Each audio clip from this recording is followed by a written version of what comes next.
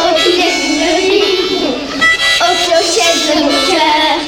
Au filet de nos vies, au clocher de mon cœur. Les sanglots de l'automne laissent mon cœur d'une langueur monotone.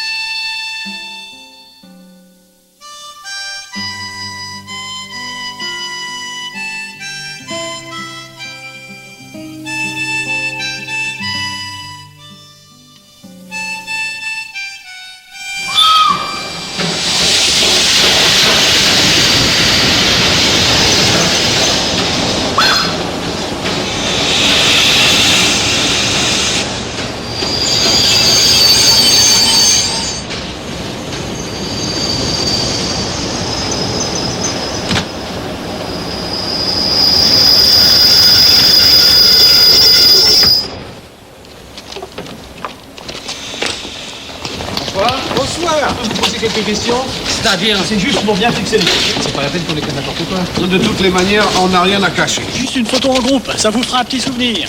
Le lampadaire, on verra plus clair. Bon, on est bien d'accord, vous êtes ici en qualité de prévenu libre. Vous pouvez nous expliquer ça en 2 mots? Nous, les Alsaciens, comme on avait été enrôlés de force dans les SS, au début, on n'était considérés que comme témoins. Il n'y avait que les SS allemands qui étaient inculpés dans les crimes pour Oradour. Le grand monsieur en marron, là. Ne souriez pas, s'il vous plaît. Je dis ça, c'est dans votre intérêt. Je ne comprends plus. Je croyais qu'il n'y avait que des volontaires dans les Waffen-SS. Ne bougez plus, une seconde. Au début, c'est vrai, les gars, ils les enrôlaient uniquement dans la Wehrmacht. Mais après la pâtée en Russie, quand les divisions SS allemandes elles étaient réduites de moitié, ils bouchaient les trous avec ce qu'ils trouvaient, hein, les Alsaciens, les Ukrainiens, n'importe qui. Ils faisaient plus la différence. Ça, faut l'écrire, hein. C'est important. Oh. Évidemment, faites-nous confiance. Vous allez dire que je suis un imbécile, mais votre compatriote Lensdorf... Si, ça. Comment se fait-il qu'il soit en prison depuis 8 ans? Lui, c'est pas pareil. Lui, il était engagé volontaire à la SS. C'est un traître. Par conséquent, mis à part le sergent Lensdorf, vous êtes tous ce qu'on appelle des malgré nous. En Alsace, il y a eu 130 000, hein, il faut pas oublier. Ils auraient pu envoyer n'importe quel enrôlé de force à Oradour. Vous avez quand même participé, ou tout au moins assisté, à ce qu'on considère ordinairement comme un des plus grands massacres de guerre jamais perpétrés. Attention, attension, nous, on ne faisait qu'obéir aux ordres. Un point, c'est tout. Non, l'armée allemande et l'armée française, c'était pas la même chose. Moi, je peux en parler, monsieur. J'ai fait les deux. C'est vous les Strasbourg?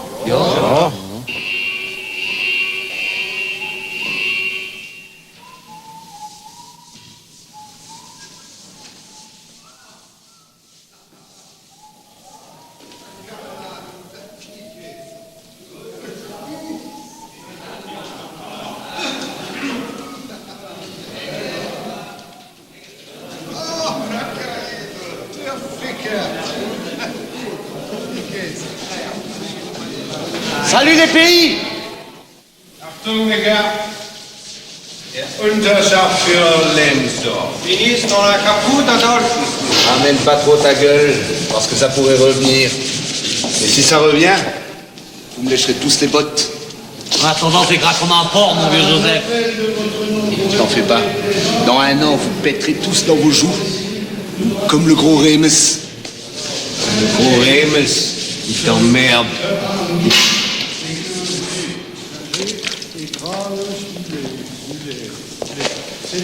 Dans un an, il y aura longtemps qu'on sera retourné au pays. Et toi, t'auras 12 balles dans la viande.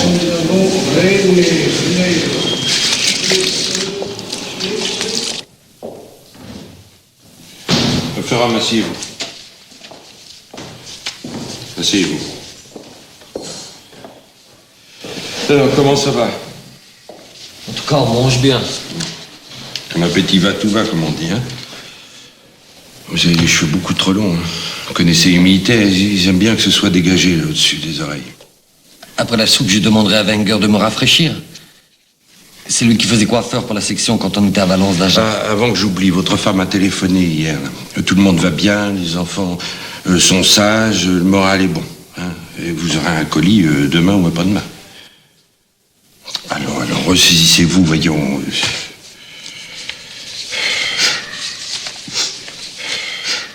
Je vous l'ai dit, vous serez chez vous avec les cigognes. Faites-moi confiance.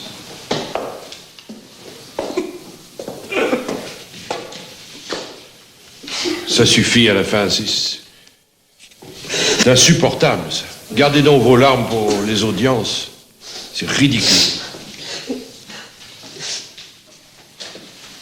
Je m'excuse. Bon, c'est fini, les grandes eaux. Allez, asseyez-vous. Et mouchez-vous. Bon, première chose, attitude générale. Dignité, effacement, d'accord? Yeah. Et pas de discours, surtout pas de discours. Oui, monsieur le président, non, monsieur le président. D'ailleurs, le meilleur moyen pour ne pas tomber dans les pièges, c'est que vous répétiez mot à mot les déclarations spontanées que vous avez faites en 45.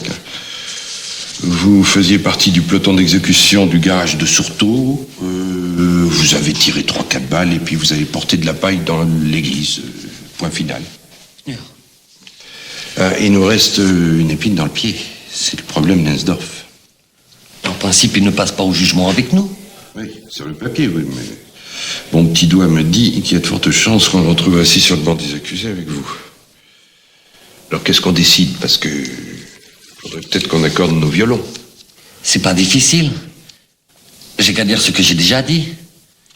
Et qu'est-ce que vous avez déclaré en 48 devant le juge d'instruction militaire? Je m'en rappelle plus. Tout est noté là. Vous savez lire? Bon, ben, allez-y. J'ai vu le sergent Lensdorf tuer 2 femmes et lancer des grenades à main dans l'église.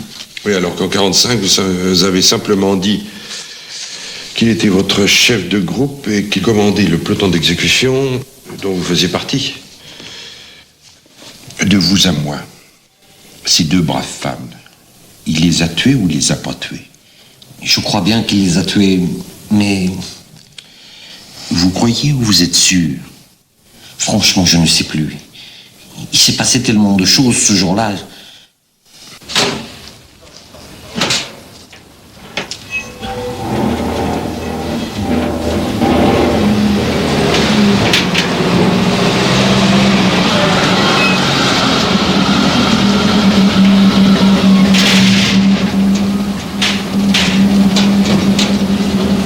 J'annonce l'arrivée de Maître Lagarde pour le détenu Lensdorf Joseph.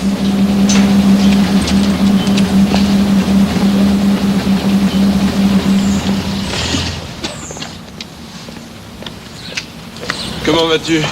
Salut Charles. Ça va? Ça va. T'es peut-être pas au courant là pour la demande de disjonction. Mais tu vois bien que je débarque. Voilà, en 2 mots, nous comptons, enfin quand je dis nous comptons, c'est toute la défense alsacienne. Nous comptons demander solidairement la disjonction de procédure. En quel honneur? Oh, je t'en prie, nos clients, étant des nationaux français incorporés de force, serait tout à fait indécent de les laisser juger en même temps que des SS allemands. Non, puis dans le contexte actuel, ce serait une injure faite à toute l'Alsace, tu sais bien. Mais dans ces conditions, c'est pas la peine de faire un procès, alors. On n'a plus qu'à rentrer chez nous. Oh, s'il te plaît. Non, mais il suffit de décréter que les uns sont présumés innocents parce qu'ils sont français. Et les autres présumés coupables parce qu'ils sont allemands. Tu le fais Non, exprès c'est pas de la justice, c'est pas de la justice, ça. C'est du règlement de compte. Mais Henri, mais c'est l'intégrité nationale qui est en jeu. Ça dépasse de loin le sort de ces 12 minus. Hein. Charles, Excuse-moi. s'il te plaît, mettons provisoirement de côté la raison d'État. Une fois que vous aurez décliné sur toute la gamme, que vos clients sont des braves malgré nous, un peu simplets, il vous restera encore à expliquer comment des êtres humains à part entière, comment des hommes dits normaux, ont pu commettre sorchigner de telles abominations. Et c'est pas le fait que ce soit un index français ou un index allemand qui ait pressé la détente de la mitrailleuse qui apporte la réponse. Mais enfin, de toute façon, avec toi, c'est pas la peine de discuter, c'est toujours la même chose. Non, mais moi, je t'ai posé une question, c'est tout. Oui, en attendant, quand ça sera à ton tour d'aller pousser le grand air, là, pour essayer de sauver la couenne de ton assassin grand cru, faudra pas compter sur nous pour faire les cœurs. Hein. J'ai une âme de soliste. Je déteste hurler avec les loups. Frisst ja jede Scheiße. Ja, meinst du, ich will vor Hunger verrecken? Kannst mir demnächst was Besseres servieren. Achtung, der General kommt. Joseph, c'est un avocat qui veut te voir. Hein. Ah bon? Oh les boches, là, faudra mettre un peu d'huile de coude, hein. Sinon, ni kartoffel et ni spinard. Pain sec et château la pompe. Der General hat immer einen schönen Spruch auf Lager. Ja.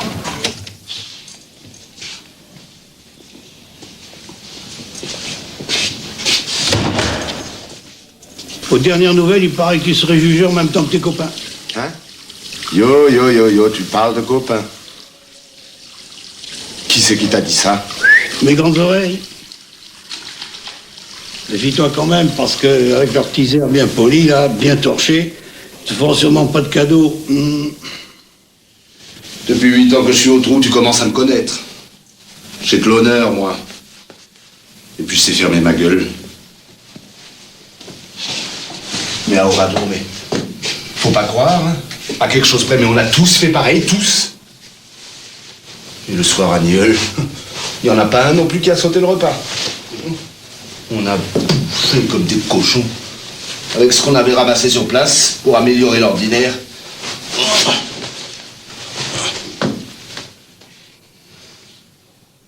Alors qu'ils viennent pas jouer aux agneaux innocents. Dix. Repos. Je pense que ça ira. Oui. Pardon.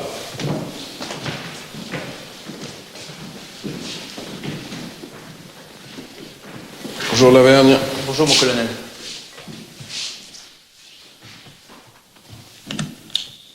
On a déjà vérifié, monsieur le président. Ben, où est mon coussin? On a changé les ressorts et refait le rembourrage, il est comme neuf. 6 mois entre une demande en 3 exemplaires et l'exécution, c'est un délai raisonnable.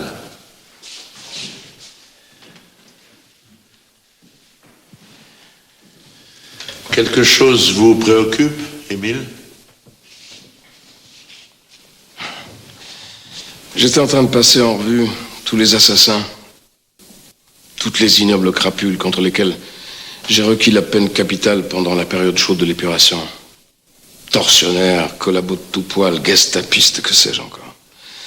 Enfin bref, tout ce qu'une guerre draine de sanies et d'ordures.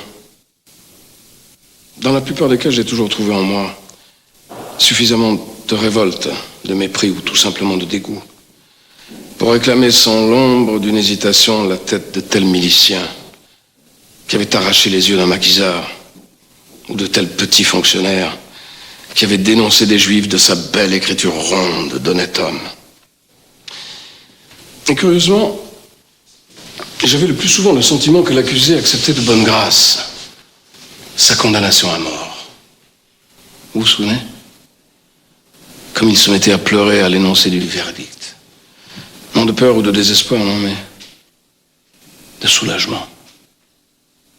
Un peu comme si, enfin délivré de cette inquiétude trouble de l'avenir, il comprenait avec une implacable logique d'enfant que le don forcé de leur peau était seul capable de compenser la peau martyrisée de leur victime. Tandis que là, aujourd'hui, Devant une telle tuerie, j'ai bien peur de ne pas posséder sur ma palette d'hommes les sentiments appropriés. Voyez-vous, ce qu'il y a d'insoluble dans ce crime, c'est qu'il est absolument inexpiable. Non, j'allais dire irréparable. Et l'irréparable n'est pas de ressort de la justice humaine.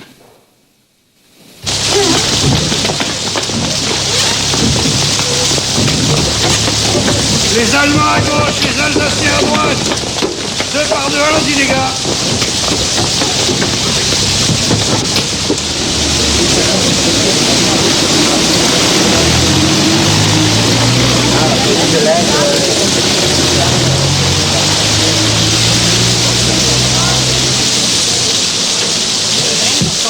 Allez, allez-y vite, dépêchez-vous, par là. Allez-y.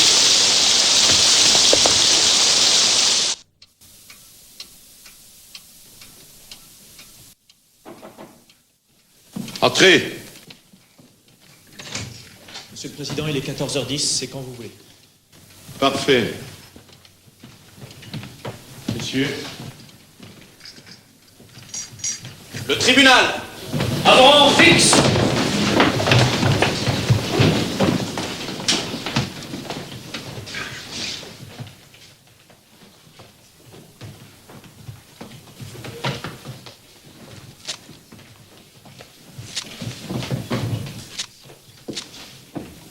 Pour ceux qui ne le sauraient pas, je rappelle qu'il est formellement interdit de prendre des clichés pendant les débats, sous peine d'expulsion et de saisie de l'appareil.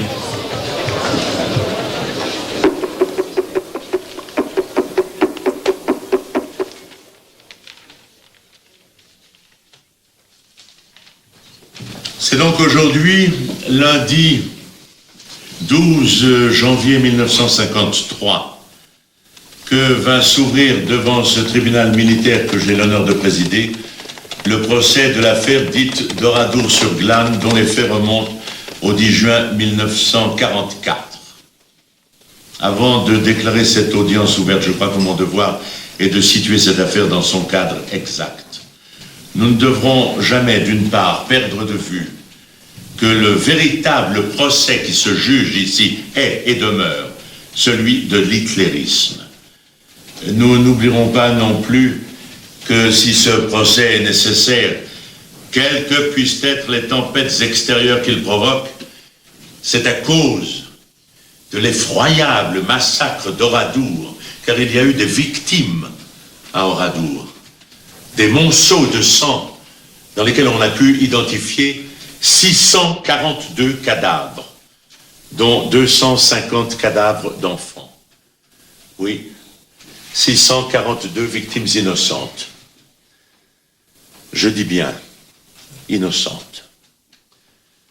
Monsieur le commissaire du gouvernement et moi-même avons obtenu des ministères compétents la promesse solennelle qu'ils feraient tout ce qui est en leur pouvoir pour obtenir l'extradition et faire conduire devant ce tribunal les principaux ordonnateurs de ce massacre qui, semble-t-il, jouissent encore outre-Rhin contre toute morale, d'impunité et de protection. J'ai nommé précisément le général de division Heinz Lammerding et le capitaine Otto Kahn, commandant la 3e compagnie.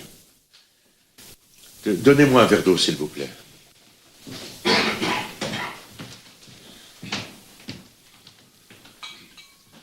Je vous remercie. Merci. Oradour. Oradour, en langue limousine. Quel joli nom, n'est-ce pas? Et savez-vous ce que cela veut dire? Cela veut dire l'oratorium, le lieu de prière pour les morts. Hasard, prédestination, ce n'est pas à nous de répondre. Mais ce dont je suis sûr, c'est que les victimes d'Oradour sont là, présentes, et nous écoutent. N'oublions pas cet auditoire invisible lorsque nous devrons, dans le calme et la sérénité, peser les responsabilités de chacun. N'oublions pas non plus, malgré l'horreur des faits commis, qu'il y a un homme derrière chaque accusé. Car après tout, nous aussi, nous sommes des hommes. Je sais que la défense alsacienne compte présenter solidairement un incident de disjonction. Je sais aussi que monsieur le commissaire du gouvernement compte demander au tribunal de joindre à la procédure suivie contre Otto-Kahn et consorts le cas de Joseph Lensdorf. Je rappelle que Joseph Lensdorf, bien que national français, était engagé volontaire dans les Waffen-SS. Monsieur le chef d'escorte de la gendarmerie, veuillez faire introduire les accusés.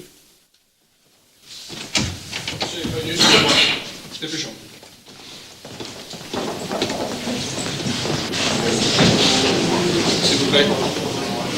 Nous avons tenu compte des scrupules qui avaient été exprimés. Les Alsaciens seront ici sur des bancs distincts de ceux des Allemands. Ah, si.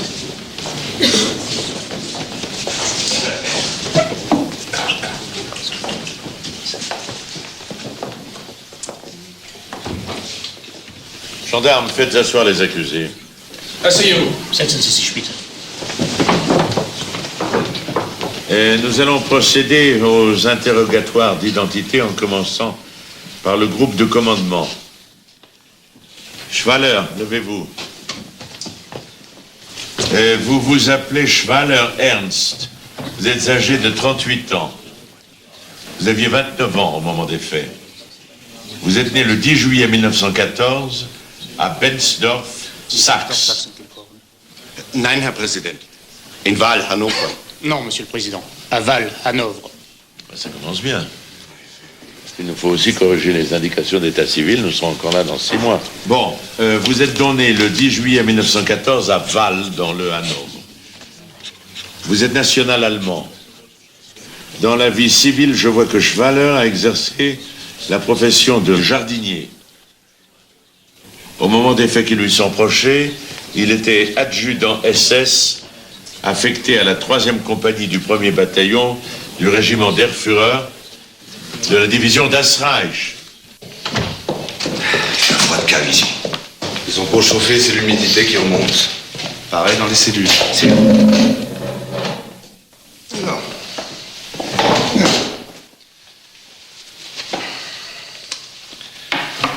En mettant provisoirement de côté le chef d'accusation de trahison, qui à mon avis sera largement couvert par vos années de préventive, voilà ce qui nous attend. C'est copieux, hein, je vous le cache pas.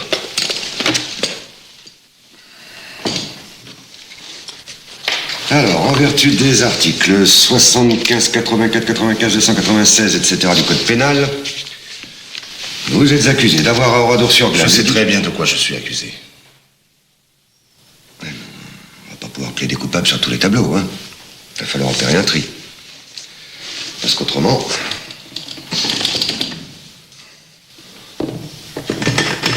Thé, rhum sucré au miel, ça vous tente? Merci. Je reste sur le café. Bon, évidemment, j'ai à ma disposition tous les outils juridiques nécessaires pour éviter la jonction. D'un autre côté, si nous réussissons au nom du droit à éviter le tribunal militaire, un jour ou l'autre, on se retrouve devant une cour d'assises. Et pas n'importe laquelle, celle de Limoges. Alors, même si je fais preuve de génie devant un jury populaire, je ne sauverai pas votre tête. Tandis que un tribunal militaire, par définition, c'est composé de militaires.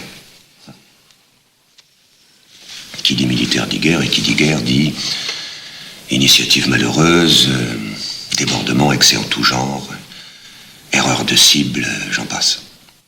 Bref, si la fonction leur interdit d'absoudre, ils seront en tout cas plus à même de comprendre. C'est une nuance importante. À la place du peloton, c'est perpétuité. Si c'est pour finir ma vie en cage, je préfère encore le peloton. Comme ça, on n'en parle plus. Compte tenu du contexte d'instabilité politique, des tentatives de réconciliation franco-allemande, enfin, etc., etc., etc. sans être d'un optimisme béat, on peut envisager une libération dans 5 ou 6 ans. Bah, vous aurez 35 ans, c'est pas si vieux, hein, c'est jamais que la moitié du chemin. Il vous restera l'autre moitié pour essayer de vous faire pardonner. Enfin, tout au moins pour vous faire oublier. Si c'est comme vous dites, je préférerais être mangé encore à la sauce militaire. C'est plus raisonnable.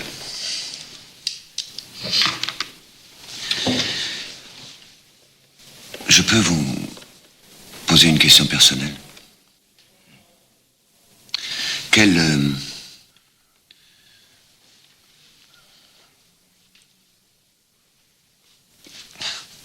souvenir, quoi, précis, gardez-vous de cette terrible journée du 10 juin? C'est pas d'hier. Je sais bien que le temps dilue les souvenirs, mais tout de même, un massacre de cette ampleur, ça doit laisser un petit quelque chose dans la tête, dans les tripes. Mais quand on était sur le front de l'Est, mais c'était tous les 2 jours qu'on nous demandait de ratisser un patelin. À la longue, je finis par comprendre. Peut-être seulement un détail minuscule, incongru. Un pot de géranium sur un balcon. Un petit carré de ciel entre 2 colonnes de fumée. Un gosse avec une petite bouille rigolote. J'avais rien à faire avec les enfants, moi. C'est pas ce que je suis en train de vous dire. Il y en avait 250 ce jour-là, à Oradour. C'est pas rien, 250 enfants, ça se remarque. T'avais bien dû à un moment ou à un autre croiser un regard d'enfant. Un sourire d'enfant. Vous savez comme ils font en se cachant à moitié là, derrière un pan de la jupe de leur mère. Non. Il n'y en a pas un non plus qui vous a parlé. Ah, pourtant, c'est bavard, les gosses. Hein, ça parle à n'importe qui, ça tutoie tout le monde. Dis, monsieur, où on va, qu'est-ce qu'on fait? Ceci, cela. Non. Moi, en tout cas, je n'ai pas eu l'occasion de parler aux enfants. Une femme, alors? À Oradour, ce n'est pas moi qui me suis occupé des femmes et des enfants. En admettant que vous ne vous en soyez pas occupé, comme vous dites, t'avais bien dû les voir, quand même. Sur les 250 que vous avez criés dans l'église, il n'y avait pas que des grands-mères. Il y avait aussi des jeunes femmes, des jeunes filles. À 20 ans, même si on est un terrible guerrier en guerre, on ne peut pas s'empêcher de regarder les filles. Hein? Il n'y en a pas une à un moment dont vous vous êtes dit « Est-ce qu'elle est jolie, celle-là » S'il n'y avait pas cette saleté de mission, je sais pas, j'essaierai de lier connaissance, je lui offrirai une grenadine, à la terrasse de l'hôtel Milord. Je lui parlerai de mon village avant, quand j'étais petit. En action, on n'a pas le temps de penser à tout ça. À quoi pense-t-on alors?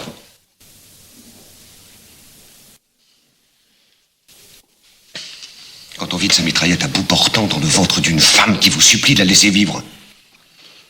Je vous ai déjà dit qu'à Oradour, ce n'est pas moi qui me suis occupé des femmes. C'est le groupe de commandement qui a opéré dans l'église.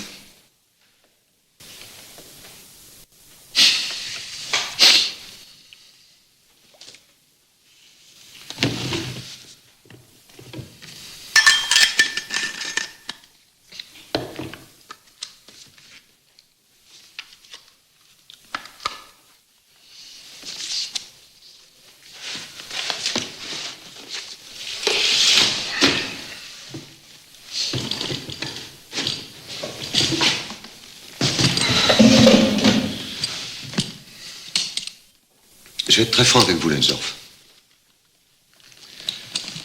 Je ne compromettrai pas mon honneur et ma réputation pour défendre la cause d'un SS.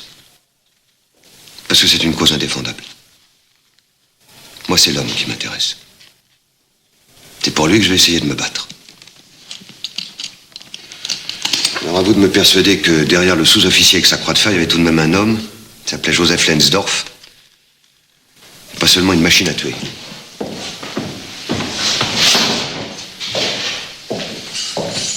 Au fait, vous croyez en Dieu, Lensdorf?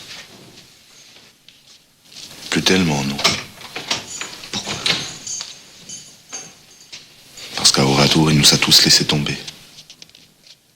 Pas seulement les civils. Nous aussi, il nous a laissé tomber. Autrement, on n'aurait peut-être pas fait ce qu'on a fait. Demain, pour l'audience, faites-vous propre, mais sans plus. Hein, c'est pas la peine d'attirer l'attention. Quelle est votre situation de famille? Je suis marié, j'ai 2 enfants de 600 et 300. Qui sont... Non, j'ai rien entendu. Mon client dit qu'il est père de 2 enfants, qu'il est marié et qu'il en a un de 6 ans, un autre de 3 ans. Bon, mais il serait souhaitable qu'à l'avenir, les accusés prennent l'habitude de s'exprimer à haute et intelligible voix, de manière à ce que nous ne soyons pas obligés de déchiffrer les réponses sur les lèvres. Bon, vous pouvez vous asseoir. Nous en avons fini avec la 2e section. Passons maintenant à la 3e section, dite section des mitrailleuses lourdes.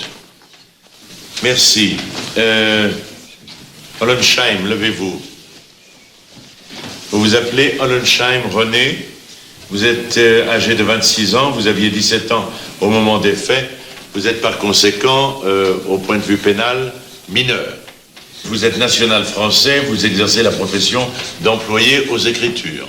Ah non, c'est mon père qui était aux écritures. Moi, je suis employé de commerce. C'est-à-dire Magasinier.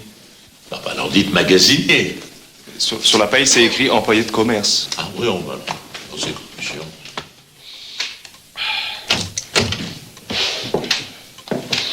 Bonjour, maître. C'est ridicule, votre cravate, là. Eh, il a raison, hein, ça tire l'œil. Hein. C'est bon pour une noce, un bal. J'en ai pas d'autres. Allez, allez-y. Je lui en prêterai une, à moi. Elle est tellement triste qu'on dirait que je m'en sers pour nettoyer le dérailleur du vélo. Alors, vous avez réfléchi à votre déclaration préliminaire? Question idée, je suis un peu à court. Oui, il s'agirait peut-être de vous remettre un petit peu les ménages, hein, parce que l'interrogatoire de fond, c'est après-demain, alors. Et qu'est-ce qu'ils vont dire, là, vos collègues? D'après ce que j'ai entendu, il compterait s'excuser. Moi, je peux toujours demander pardon? Non, mais il s'agirait peut-être de faire marcher votre cervelle. Hein. Si vous demandez pardon, c'est que vous êtes coupable. Alors, si vous reconnaissez vous-même que vous êtes coupable, moi, je vais avoir l'air malin d'arriver derrière et de plaider non coupable. Article 64, contrainte irrésistible. Bah, faut pas sortir de là. Hein. Un article 64, il regrette, à la rigueur, il a honte. Mais il ne demande pas pardon, ou alors... c'est pas un article 64. Remarquez bien, c'est vrai, je regrette d'avoir appartenu à une telle bande d'assassins. Autrement, à cette heure-ci, je serai à la maison. Eh ben voilà, ben c'est ça, ben ça commence à venir. Hein?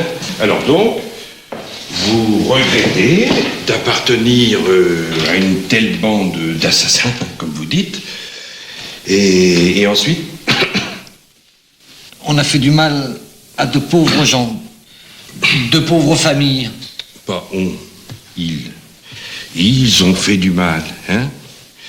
Et elles avaient quoi de particulier, ces pauvres familles? Je vois pas. Ils étaient innocents. C'est des innocents que vous avez massacrés au Oradour, enfin. Bon, répétez la phrase en entier, là, que je vois un peu ce que ça donne. Je regrette d'avoir appartenu à une telle bande d'assassins qui a fait du mal à de pauvres familles innocentes. Bon, à part ça, vous avez décidé quoi en ce qui concerne Lensdorf? J'en ai parlé avec Klinger. Lui, il semblerait qu'il se rappelle pour les 2 femmes. Très bien.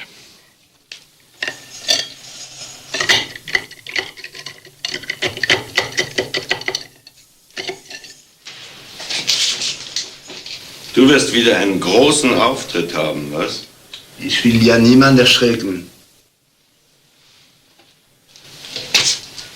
Inoraso, du hast mich nicht gesehen, ich habe dich nicht gesehen. Verstanden? Sicher? Bon, allons-y les gars, là. Schnell, schnell, schnell. Allez.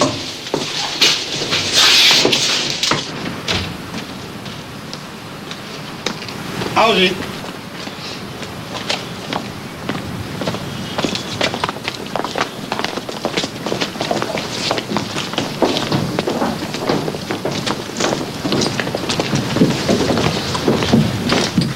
Qu'est-ce qu'on fait avec celui-là? On le met avec les Français ou avec les Boches? Et les Français, on le met avec les Français.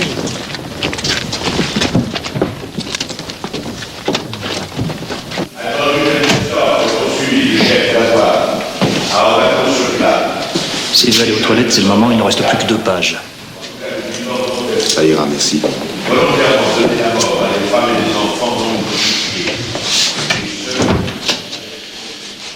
Je les ai pratiquement jamais mis, ces saloperies de godasses. Dès qu'il fait un peu chaud, j'ai les pieds qui gonflent. Ça me cisaille à la jointure du talon. Le journal mouillé, il n'y a que ça. Ou alors t'enlèves les lacets, tu les casses à la promenade. Demain, je remets les vieilles. Tant pis si ça plaît pas. Par ces motifs, à la majorité des voix, ordonne la jonction des procédures suivies dans l'affaire Kahn et dans l'affaire Lensdorf. Faites entrer l'accusé.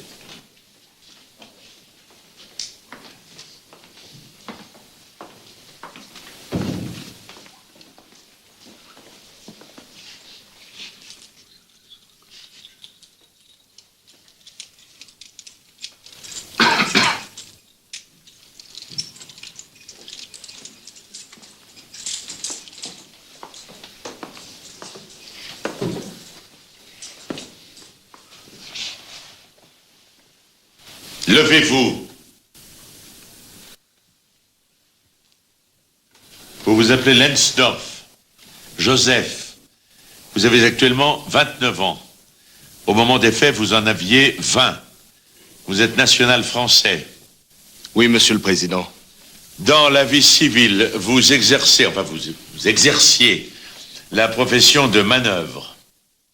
Au moment des faits, vous étiez engagé volontaire dans la Waffen-SS et sergent SS. C'est juste, Monsieur le Président. Depuis quand êtes-vous détenu? Depuis le 15 septembre 1946. À la ligne, tu mettras ça en français, j'ai pas le temps de faire du style. Hein. Alors, ouvrez les guillemets. L'extradition des principaux responsables paraissant remise à un avenir aussi lointain qu'hypothétique, virgule, le tribunal devra se contenter de juger les figurants de cette tragédie. Oui, figurants entre guillemets, tragédie T majuscule. Attends, quitte-toi une seconde, hein. Moins fort, merde, je sais plus ce que je dis, moi. Excuse-moi, elle en pique pas une.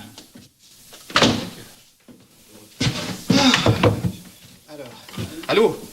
Bon. Ce sera donc un simple sergent entre-tiré alsacien de surcroît qui va devoir incarner toute l'horreur du crime aux yeux de l'opinion publique. Ok? Quitte pas. Fais voir. Tu trouves qu'il ressemble à DSS, toi? Enfin, sous profil, t'auras pas mieux. Celui-là, il a l'air encore plus abruti que les autres. Hein. Ouais.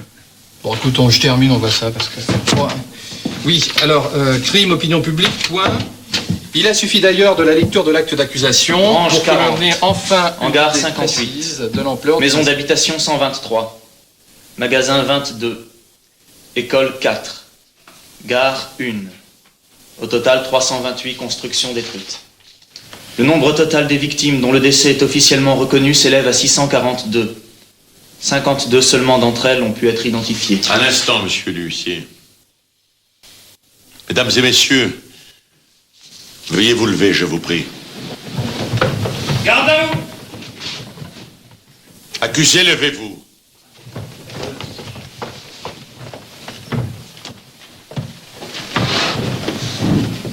Madame Thomas, née Ragon, Marguerite.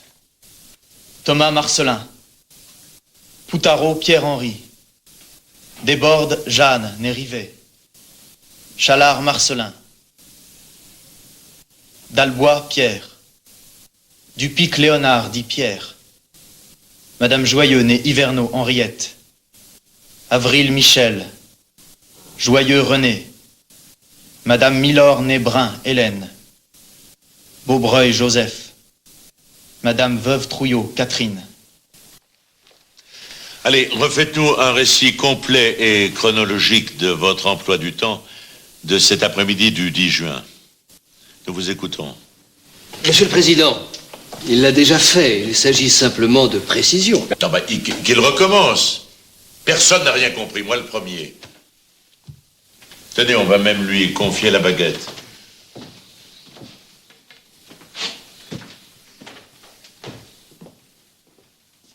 Eh bien, prenez-la, ce n'est pas dangereux. Nous ne sommes pas ici à Oradour. Une suite de hasards fantaisistes fait que vous vous retrouvez dans un champ près d'une haie, là où il y a désormais des petits tampons verts.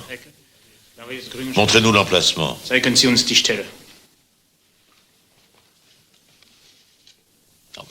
Approchez-vous donc du plan. Kommen Sie doch näher an den Plan.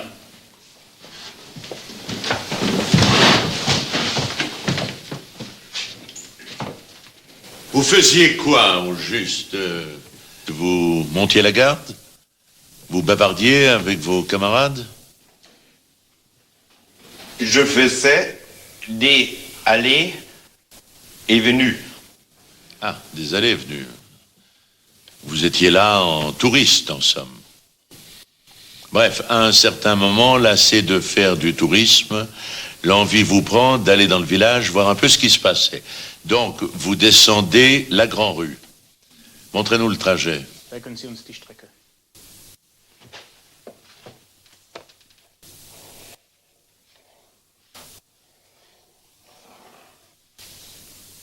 Bien. Maintenant, on vous écoute. Gut, wir hören Ihnen jetzt zu. Aus einiger Entfernung sah ich eine Abteilung von Zug 1, die sich vor der Scheune aufhielt. J'ai vu d'assez loin un groupe d'hommes appartenant à la première section qui se tenait debout près de la grange. Es waren 12 Mann mit MGs und Karabinern. C'était un peloton de 12 hommes armés de mitrailleuses et de mousquetons. Gerade als ich ankam, hat Hauptmann Kahn mit seiner Maschinenpistole Schießbefehl gegeben. Comme je m'étais rapproché, le capitaine Kahn avait donné l'ordre de tirer avec son pistolet mitrailleur. Und die Männer haben in die Scheune gefeuert. Les hommes ont donc tiré à l'intérieur de la grange.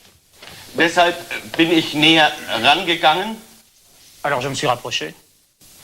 Und habe Leichen gesehen, die übereinander lagen. Et à l'intérieur, j'ai vu des cadavres qui gisaient pêle-mêle. Und 2 Soldaten, die da Ordnung machten. Et 2 soldats qui les rangeaient. Qui les rangeaient? Das heißt Ordnung machen. Sie waren darüber gebeugt. Ils étaient penchés au-dessus d'eux. Sie haben sich drum gekümmert. Ils s'en occupaient. Oui, n'ayant pas peur des mots, ils cherchaient seulement à repérer ceux qui n'étaient pas encore morts pour leur donner le coup de grâce. C'est bien ça? Stimmt das? Das kann ich so genau nicht sagen. Je ne pourrais pas le préciser. Ich war so bewegt, dass ich mich sofort entfernen musste. J'étais tellement ému que j'ai immédiatement quitté les lieux. Il est notoire que les adjudants SS ont été toujours choisis pour leur extrême sensibilité. Et donc, sous le coup de cette émotion intense, vous retournez vite là-haut dans votre champ, près de la haie. Das ist exakt, Herr Präsident. Vous y restez un temps indéterminé à faire, je suppose, d'autres allées et venues. Et à un certain moment, voyant que tout le village brûlait, sans que naturellement vous soyez pour quoi que ce soit dans cet incendie, vous décidez de regagner les véhicules. Das ist die Wahrheit. C'est la vérité. Mais alors, manque de chance, en passant devant l'église, qui elle aussi était en flammes, vous tombez de nouveau sur le capitaine Kahn. C'est... Non mais écoutez, qu'il continue, moi je ne vais pas faire tout le récit à sa place. Als mich Hauptmann Kahn kommen sah, hat sofort den Zustand meiner Uniform gerügt. Dès que le capitaine Kahn m'a vu arriver, il m'a immédiatement réprimandé parce que ma tenue n'était pas correcte. Ah. Il avait un grand souci de la tenue, même dans ce genre de circonstances. Mich hat immer mit kleinen Schikanen verfolgt. Il me poursuivait toujours de petites chicanes. Bon, alors admettons qu'il vous ait réprimandé. Ensuite. Auf der Stelle habe ich kehrt gemacht, mich zum Standplatz der Fahrzeuge zu begeben. J'ai immédiatement rebroussé chemin pour me rendre à l'endroit où étaient garés les véhicules.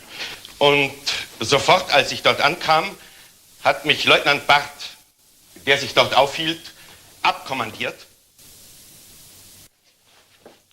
Et dès que je suis arrivé là-bas, le sous-lieutenant Barth qui s'y trouvait m'a donné l'ordre auf einem Baumposten zu beziehen. De me poster sur un arbre. Sur un arbre? Pourquoi faire? Au-dessous. Das hat mir nicht gesagt. Il ne me l'a pas précisé. Auf diesem Baum bin ich geblieben. Je suis resté sur cet arbre. Bis zum Abrücken der Kompanie? Jusqu'au départ de la compagnie. Bis zum Abend. Dans la soirée. Donc, d'après vous, c'est tout ce que vous avez fait à Oradour. So nach Ihrer Meinung ist das alles, was Sie in Oradour getan haben. Jawohl, Herr Präsident. Parfait. Nous allons à nouveau interpeller vos co-inculpés. En commençant par Ecklinger. Éclinger, Monsieur le Président. Oui, Ecklinger. Au début de l'information, c'est-à-dire en 47, lorsque vos souvenirs étaient encore relativement frais, vous avez déclaré que vous aviez vu Schwaller lancer des grenades dans l'église et tirer à la mitraillette. Déjà, en 1948, j'ai déclaré au juge d'instruction que j'avais pu confondre Schwaller avec Topfer. Il y avait donc un élément nouveau qui vous avait permis de revenir sur vos déclarations précédentes. J'avais été pris d'un doute. Et aujourd'hui?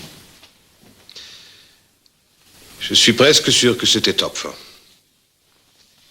En somme, votre mémoire n'a cessé de se bonifier avec le temps.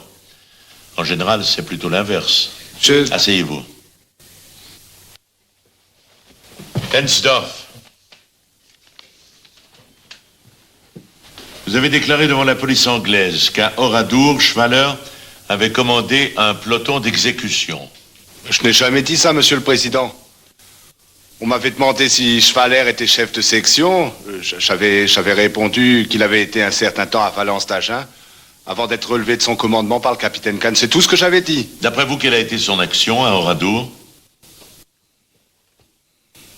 Je ne l'ai pas vu à Oradour. Vous voulez continuer comme ça? Je vous préviens que c'est tant pis pour vous. Asseyez-vous. J'ai l'impression que Neubach veut nous dire quelque chose.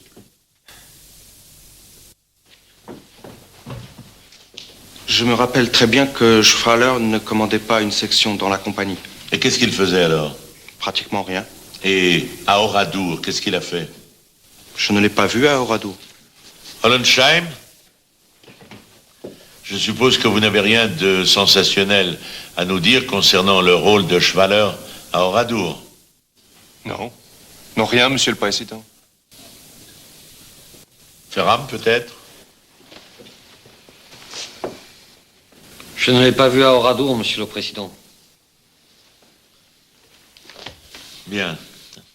Asseyez-vous tous les trois. Un bon conseil, hein, quand on veut entortiller les gens, vaut mieux ne pas les prendre pour des imbéciles. Quand on dit qu'on n'a pas vu Schwaller à Oradour, c'est la vérité. Oh, je vous en prie, hein, je vais finir par me fâcher. Bref, si j'ai bien saisi le but de vos petites manigances, là, vous déchargez Schwaller pour mieux accabler Lensdorf. C'est-à-dire que voilà... Ah oui, j'ai compris. Hein. C'est pas la peine de me faire un discours. Seulement attention, quand vous l'accuserez, tâchez d'être un peu plus convaincant parce que c'est sûrement pas le genre d'individu à se laisser tondre sans rechigner. Bon, eh ben, passons à nos petites affaires. Vous avez relu vos déclarations? Justement, j'étais en train de me demander si je ne devrais pas dire qu'au garage de Zurto, j'ai tiré au-dessus des têtes. Ah oui, mais si vous avez tiré au-dessus des têtes, c'est en 45, il fallait le déclarer aujourd'hui. C'est un peu tard. En fait, c'est pas ça. C'est plutôt que j'ai pas visé. Vous avez pas visé, vous avez quand même tiré dans le tas, hein? Alors où? En haut, en bas, où jugé? Au centre. Oh, c'est-à-dire dans la poitrine? En général, pour une exécution, c'est là qu'on nous dit de tirer. Et naturellement, dans le feu de l'action, l'idée vous a même pas effleuré que, justement, vous auriez pu tirer un petit peu au-dessus des gens. Et si tout le monde avait tiré à côté, les bonhommes, ils seraient pas morts. Il aurait fallu recommencer l'exécution. Pour les victimes, ça revenait au même. C'est sur Kahn et Barth qu'il fallait décharger votre fusil. Ils étaient armés. Oh, passons, oui. Bon, maintenant, en ce qui concerne votre action dans l'église, pas de fantaisie, hein. Vous avez porté un fagot parce qu'on vous a dit de porter un fagot. Et puis, vous avez entendu vaguement des gémissements, point final. Je ne dis pas ce que j'ai vu, alors. Mais qu'est-ce que vous avez vu exactement? Derrière le tas de fagots, il y avait... Ferme. Qu'est-ce que vous avez vu exactement derrière le tas de fagots? Dites-le moi, ça vous fera du bien. Je sais plus. Je me rappelle plus. Je ne peux pas vous dire. Moi, en tout cas, je n'ai rien vu. Oui, mais en dehors de votre groupe, est-ce que les chefs n'ont pas fait de distribution de vivres, de vin fin, de liqueurs? Ça, je ne pourrais pas vous dire. Est-ce que le soir, à Nieul, il n'y a pas eu une distribution de billets de banque volés? Nous savons maintenant avec certitude que les grands guerriers de votre compagnie se partageaient l'argent volé à Oradour. Quant aux bijoux, naturellement, ils étaient réservés à messieurs les officiers. Je regrette de ne pas pouvoir apporter davantage de précision. Est-ce que vous regrettez au moins ce que vous avez fait?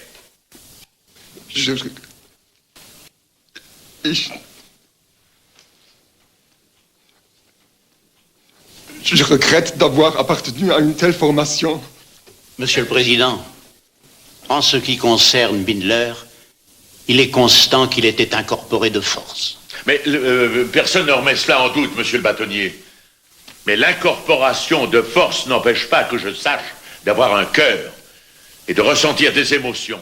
J'ajoute, Monsieur le Président, et c'est à la cote 5 de son dossier, qu'il ne doit qu'à sa taille et à sa couleur de cheveux d'avoir été enrôlé d'office dans les Waffen-SS.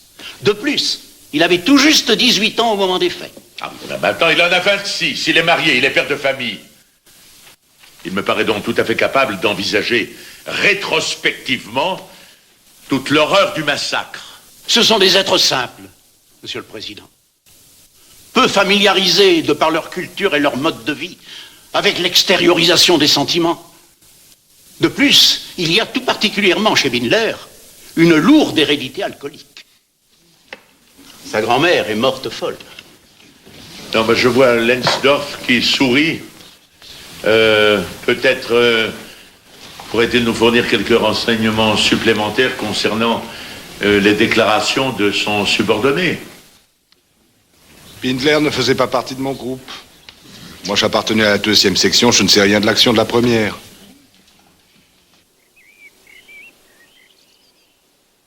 Un mot. Un simple mot de regret. Enfin, je vous demande pas la lune. Pour une fois, faites au moins comme les autres, qu'est-ce que ça vous coûte? Les autres. Les autres. Mais ils sont rien dans la culotte. Je m'excuse, hein. D'ailleurs, il n'y a qu'à voir quand c'est qu'ils sont désertés, là, tous ces pauvres, malgré nous. Mais je sais bien, mais c'est... Mais la question n'est pas là, enfin, voyons. Le courage militaire n'a rien à voir avec un massacre d'innocents. N'empêche que c'est foireux quand c'est qu'ils sont passés aux Américains, mais on n'était plus que 15 hommes valides à la compagnie. Ça veut bien dire ce que ça veut dire. Ah, si on voulait sauver sa peau, fallait pas traîner, hein. Moi, franchement, monsieur la Merloc, pauvre Alsacien enrôlé de force, sale poche à l'escapoute. Mais s'ils avaient voulu partir à fond, mais c'était pas difficile, avec tous les maquis qu'il y avait tout autour. En plus, ils connaissaient tous le français. Seulement voilà. L'ouverture, la soupe, elle était bonne. Et on rigolait bien. Même si le sergent Lensdorf, il les faisait parfois un peu danser, là, tous ces tirs au cul. Bah, écoutez, si vous le faites pas pour vous, faites-le au moins pour votre mère. Ma mère, elle a rien à voir dans tout ça.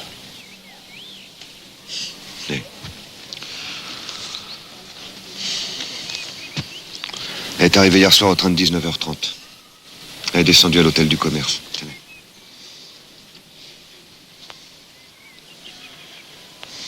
Elle aurait jamais dû me mettre au monde. Vous savez ce que je regrette? C'est d'être né.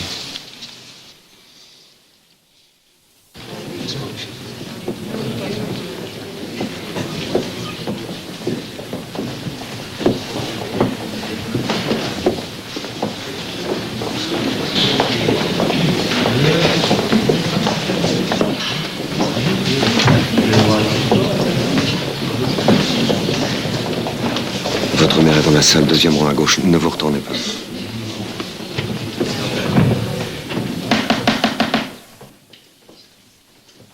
Asseyez-vous. Avant de commencer l'examen de la 2e section, nous allons rapidement passer en revue cet assortiment d'armes allemandes mis à notre disposition par l'état-major à la requête de messieurs les juges militaires. À cet effet, nous allons demander à 2 éminents spécialistes de bien vouloir nous prêter leur concours. Schwaller, Lensdorf, approchez-vous de la table.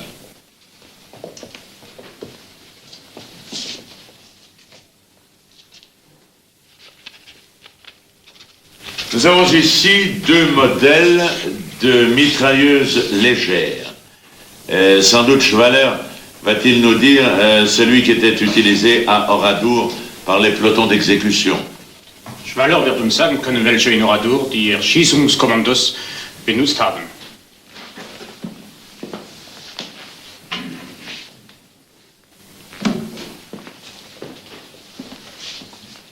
Diese hier, Herr Präsident, glaube ich. Celle-ci, Monsieur le Président. Enfin, je crois. Nein, das ist ein 34er. Nous, on avait le 42. Peut-être Schwaller connaît-il la cadence de tir de ce petit jouet. Ich kenne Schwaller die Schussfrequenz dieses kleines Spielzeuges. 1500 coups à la minute. Faux. En théorie, 1200. En pratique, 720 coups. Je constate que Schwaller connaît bien mal son manuel du gradé d'infanterie. Mais c'était un piètre soldat, Monsieur le Président. Et c'est précisément pour cette raison que le capitaine Kahn ne l'aimait pas. Tous les co-inculpés présents pourront vous le dire. Hitler, aviez-vous des grenades? À l'instruction, nous n'avons jamais eu de grenades. Je ne vous parle pas de l'instruction, je vous parle d'Oradour. Est-ce qu'à Oradour, on n'a pas surtout utilisé des grenades à manche, et principalement dans l'église? Je ne pourrais pas le préciser. C'est curieux, n'est-ce pas, comme les mémoires s'embrouillent dès qu'il s'agit du massacre de l'église. Asseyez-vous. Lensdorf, est-ce qu'il ne vous arrivait pas de rassembler des grenades à manche pour en faire des sortes de boules explosives? C'était efficace contre les barbelés. Je suppose que ce genre d'engin explosif n'était pas suffisamment puissant pour faire sauter un clocher d'église. Par conséquent, vous avez utilisé autre chose. Des mines, par exemple. Des mines anti-chars. Ma connaissance, la compagnie était dotée de mines d'instruction, mais on ne les utilisait pas au combat. Et du matériel incendiaire, est-ce que vous en possédiez? Je suppose que Schwaller peut nous donner quelques précisions à ce sujet. Welches Material stand Ihnen für Brandsätze? Prinzipiell waren das Angelegenheiten, die ausschließlich im Zuständigkeitsbereich der Kompaniechefs lagen. En principe, c'est des questions qui étaient traitées uniquement par les chefs de compagnie. Ah, au fait, Lensdorf, quel était le rôle exact de Schwaller dans la compagnie? Pour être franc, Kahn l'a toujours considéré comme un incapable. Il n'avait aucun rôle, il émargeait, c'est tout. Hollensheim, levez-vous. Veuillez rappeler au tribunal la section et le groupe auquel vous apparteniez. C'était le 3e groupe de la 3e section. Par conséquent, la section des mitrailleuses lourdes. Oui, Monsieur le Président. Quel a été le rôle de votre groupe à Oradour? On a mis les mitrailleuses lourdes en batterie et on est resté en protection. Alors, comment expliquez-vous que le 22 novembre 1945, Éclinger et Schlesser aient affirmé d'une seule voix que vous étiez tireur de mitrailleuses légères dans leur groupe? Il est tout de même curieux que plusieurs de vos camarades aient fait la même confusion. Confusion concordante en ce qui vous concerne. Monsieur le Président, moi je peux affirmer qu'Ollensheim faisait bien partie de la section lourde. Éclinger, levez-vous.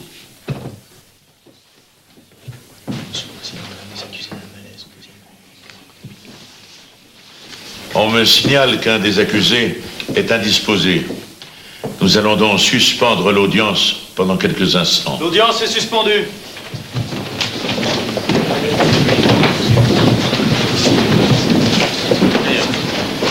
L'autre vous qui désire sortir en toilette.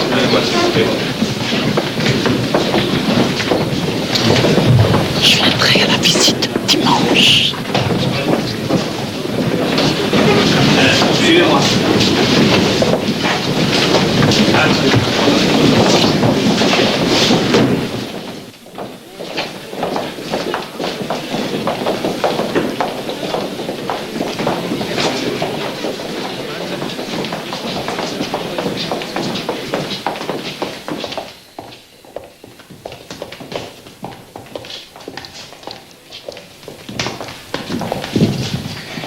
Wir waren die Typen auf dem Flur.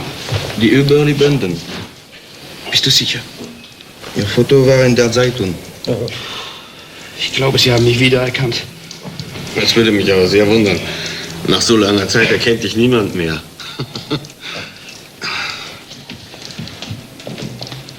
Cet homme, regardez comme ça, toi.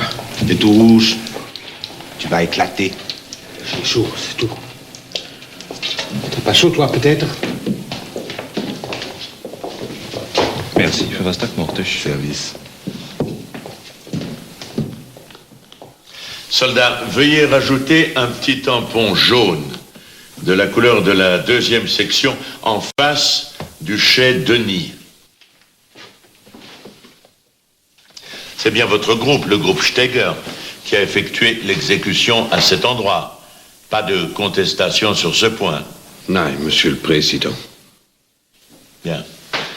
Avez-vous une déclaration à nous faire, déclaration d'ensemble, sur les faits qui vous sont reprochés?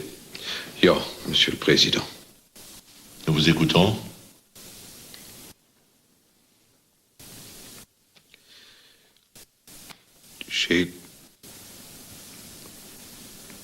J'ai honte d'avoir été à Oradour.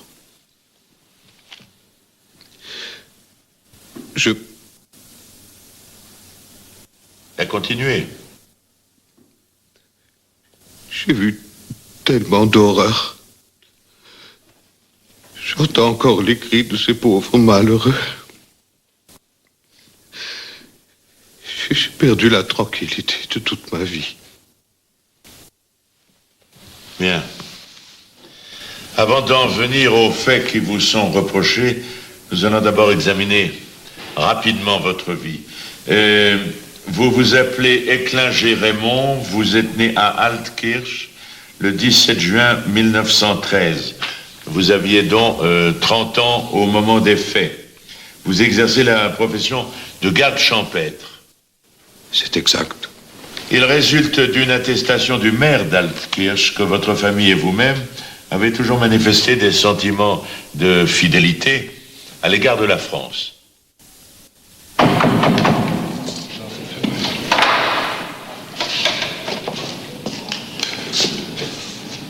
Merci vielmals.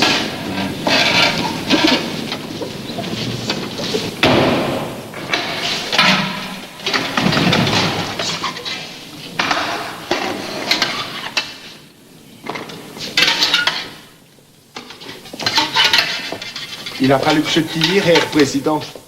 Et puis il a fallu que je mette des matières inflammables sur ces pauvres corps. J'ai honte, Herr Président. Si vous aviez ce que j'ai honte. J'entends encore les cris de ces pauvres malheureux. J'en ai perdu le poire et le manche, et tu nous emmerdes. De toutes les façons, je ne parle pas à un assassin. Regarde-moi en face, gros cochon. Et dis-moi que t'es pas un assassin. Affreux, Herr Président, affreux. Ensuite, il a fallu que j'apporte de la paille dans l'église. Et c'est le sous-officier Lensdorf qui m'a obligé. Et lui, pendant ce temps-là, il tirait sur les femmes et les gosses. Il jetait des grenades. Il tuait tout le monde. Mais je t'ai fait gentil, mais une journée, hein.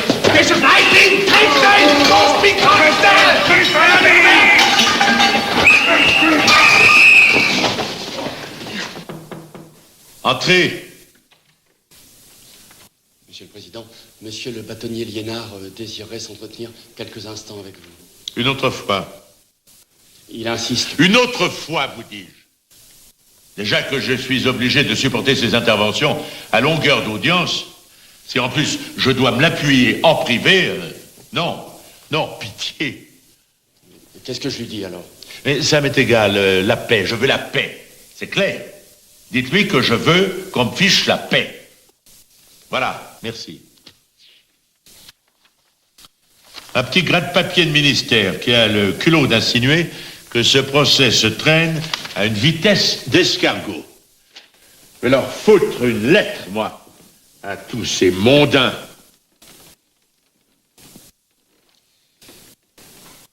Finalement, je me demande s'il ne vaudrait pas mieux profiter d'un quelconque incident de procédure et d'ajourner sine die.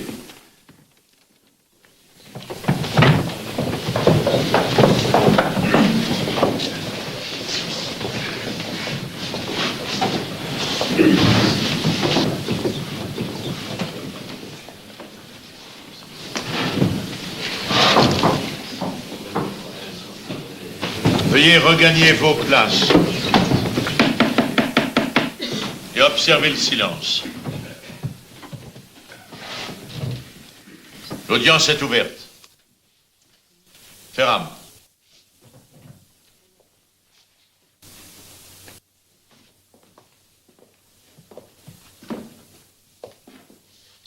Avez-vous quelque chose à nous dire sur les accusations qui pèsent sur vous? Oui, Monsieur le Président. Nous vous écoutons.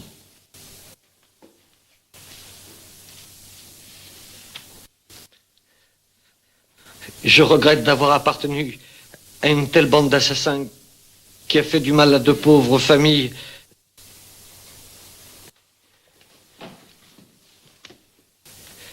Innocentes. Bien. C'est tout? Oui, Monsieur le Président. Vous êtes né à Landersheim le 9 juin 1926. Vous aviez donc 18 ans et un jour au moment des faits. Non, mais je sais bien que ce sont les hasards du calendrier, mais au terme de la loi, il était majeur pénal. Vous avez donc suivi jusqu'à 14 ans une instruction primaire. Je vois que votre père était manœuvre. Oui, Monsieur le Président. Ah oui, on nous indique par ailleurs qu'il serait entré volontairement dans les sections d'assaut sans réelle conviction nazie. C'est-à-dire que mon père est rentré dans les SA parce que nous étions 10 enfants à la maison et qu'il y avait un supplément d'allocation pour ceux qui étaient dans les SA. Oui, c'est ce qu'on pourrait appeler l'hitlérisme nourricier. Et vous demeurez toujours à Landersheim, vous exercez actuellement la profession de maçon, vous êtes marié, vous avez 2 enfants, de 6 et 3 ans. Oui, Monsieur le Président. Alors, venons-en maintenant à cette journée du 10 juin 1944. Vous apparteniez bien à une section légère, la 2e, et votre chef de groupe était Lensdorf. C'est exact, Monsieur le Président. Approchez-vous du plan directeur.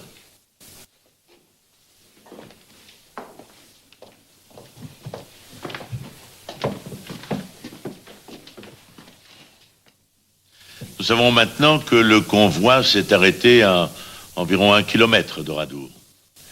Nous savons aussi qu'à cet endroit, Kahn et Dickmann ont réuni les chefs de section et les chefs de groupe pour leur donner des consignes. Quels sont alors les ordres que vous avez reçus? Le chef de groupe, Lensdorf, nous a dit descendre du camion et nous a fait mettre sur le côté. Et ensuite? Ensuite, on a marché jusqu'à la place du champ de foire, tout droit, sur la route principale. Vous avez marché comme ça, les mains dans les poches, le fusil en bandoulière. On a ramassé les gens qui étaient sur la route. Vous voyez bien. Vous aviez donc reçu l'ordre de ramasser les gens, comme vous dites. Est-ce qu'on ne vous avait pas dit aussi d'entrer dans les maisons et de rafler ceux qui s'y trouvaient, et le cas échéant d'abattre sur place les vieillards et les infirmes? Nous, c'était seulement les gens qui étaient sur la route. Vous voilà donc sur le champ de foire. Qu'est-ce qui se passe? Il y avait beaucoup de monde. Le capitaine Kahn a parlé aux civils. Et qu'est-ce qu'il leur a dit aux civils? J'étais derrière les gens. Je ne pouvais pas entendre. Et qu'est-ce qui s'est passé ensuite? Ensuite, les femmes et les enfants ont été mis de côté et conduits dans l'église. Et les hommes? Ils ont été séparés par groupe. Et nous, on en a pris une vingtaine et on les a emmenés dans une grange. Et qu'est-ce qu'ils vous ont dit ensuite? Quand le capitaine Kahn tirerait en l'air avec son pistolet mitrailleur, on devait abattre les hommes dans la grange. Et vous ne vous êtes pas demandé pourquoi vous deviez abattre ces malheureux? Donc, à un moment, Kahn donne le signal et Lensdorf commande d'ouvrir le feu. Oui, monsieur le président. Je vois dans la salle une petite fille et sa maman, je suppose. Je n'ai aucun titre qui me permette de me mêler de l'éducation de vos enfants, mais il est de mon devoir d'attirer votre attention sur les effets déplorables que de tels récits peuvent avoir sur des imaginations enfantines. Monsieur le Président, ma fille veut connaître l'assassin de son père, son grand-père. Ces assassins ont tué 12 membres de ma famille.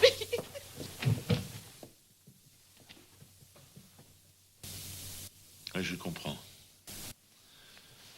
Je comprends. Président, est-ce que vous n'avez pas rencontré le SS Pakowski en sortant de l'église? Ferram. Si, Monsieur le Président. Il est descendu de derrière l'église et il m'a dit qu'il venait de tuer une femme et un enfant dans les WC du presbytère. Président, est-ce que vous pouvez nous dire comment Pakowski avait tué cette femme et cet enfant? Ferram. Il a dit à coup de crosse de fusil.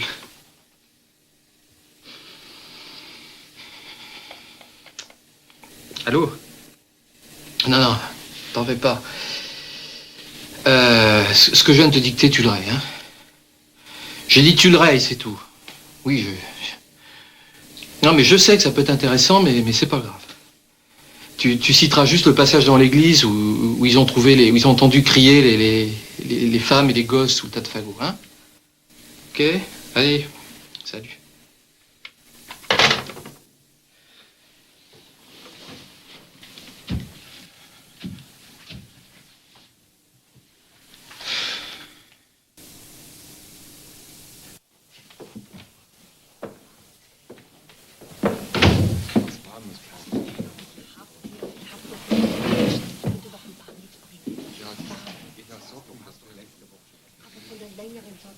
Le colis que je t'ai déposé au greffe. Je t'ai mis des tas de bonnes choses. La saucisse ne faudra pas trop attendre. Cette année, elle est un peu sèche. C'est drôle. Il faut mieux qu'on cause en français.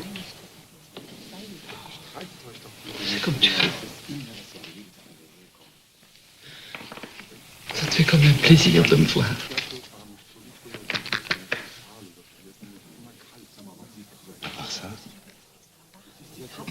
Quoi de neuf? Modu, toi ici, ta soeur mariée, ça fait du vide, forcément. C'est pas de pleurer qui va changer les choses. Ça va enfermer ici, depuis tant d'années. Mais si on avait gagné la guerre, c'est eux qui seraient en cage.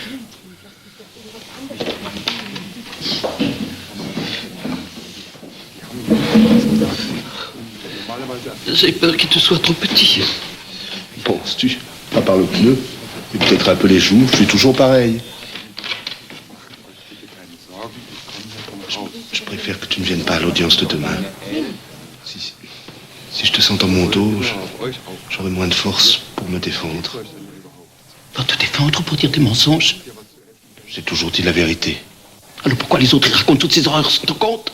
Parce que les autres, ils n'ont aucun honneur, voilà tout, c'est... Saloperie de foireux. C'est quand même pas toi qui as tué ces deux pauvres femmes. Mais jamais de la vie, voyons. Tu peux me le jurer? Mais si je te le dis... Jure-le sur ma tête. On ne jure pas sur la tête de sa mère.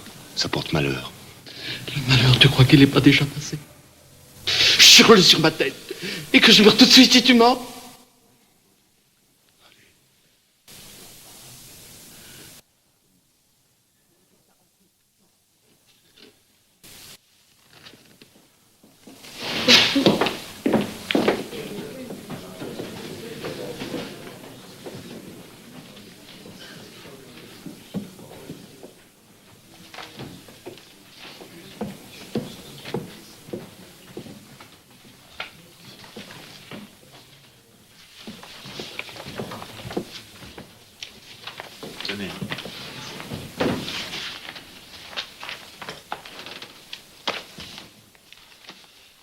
Bien.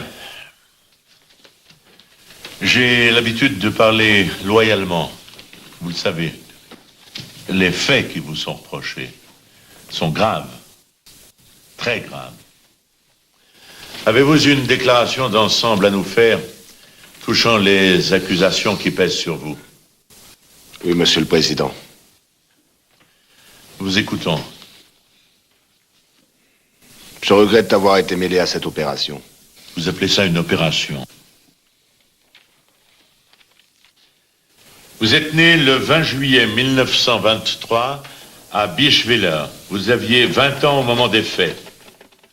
Votre père possédait une petite exploitation agricole.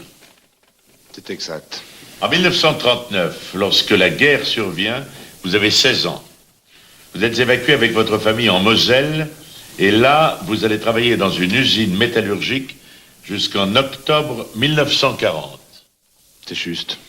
Puis, vous revenez à Bischwiller, mais malheureusement, l'Alsace est passée sous domination allemande. Et votre père est devenu membre des SA. Il nous est indiqué par ailleurs qu'il aurait obtenu la nationalité allemande. C'est exact. À ce moment-là, on ne signale rien de particulier vous concernant, si ce n'est, je cite, votre caractère très entêté. Non, mais je n'invente rien, ce sont les notes de la police.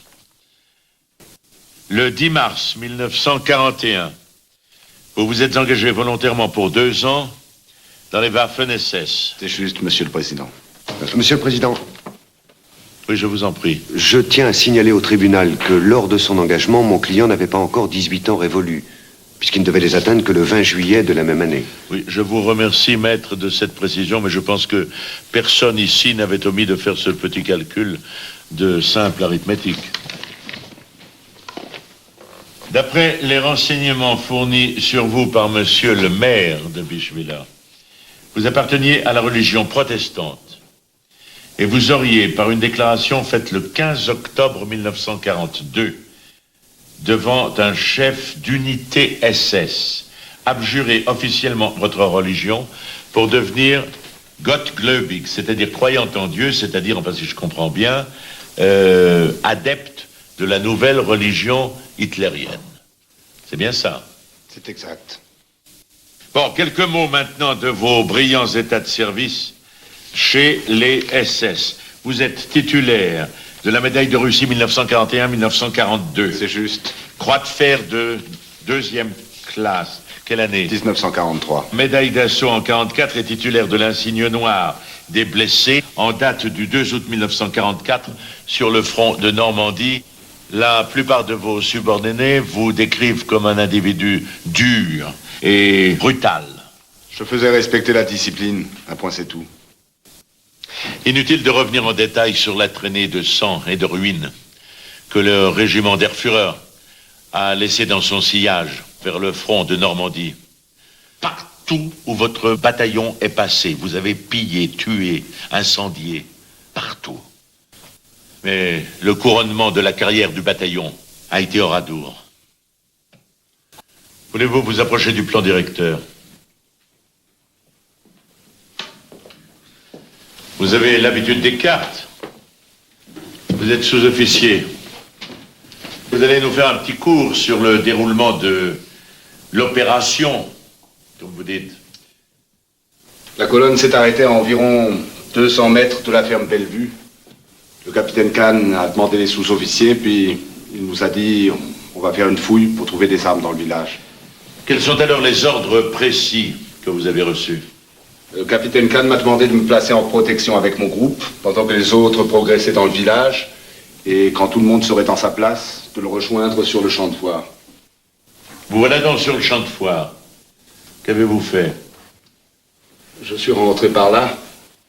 Il y avait le capitaine Kahn qui a discuté avec les gens. Ensuite? Les femmes et les enfants ont été dirigés vers l'église.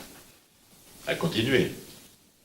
Les hommes ont été partagés et emmenés par différents groupes. Le capitaine Kahn m'a fait placer ici. Le sous-lieutenant Part, qui était là, m'a donné l'ordre de fusiller les civils qui étaient dans la grange au signal que donnerait le capitaine Kahn avec son pistolet mitrailleur. Et vous ne vous êtes pas demandé pourquoi vous deviez fusiller ces braves gens?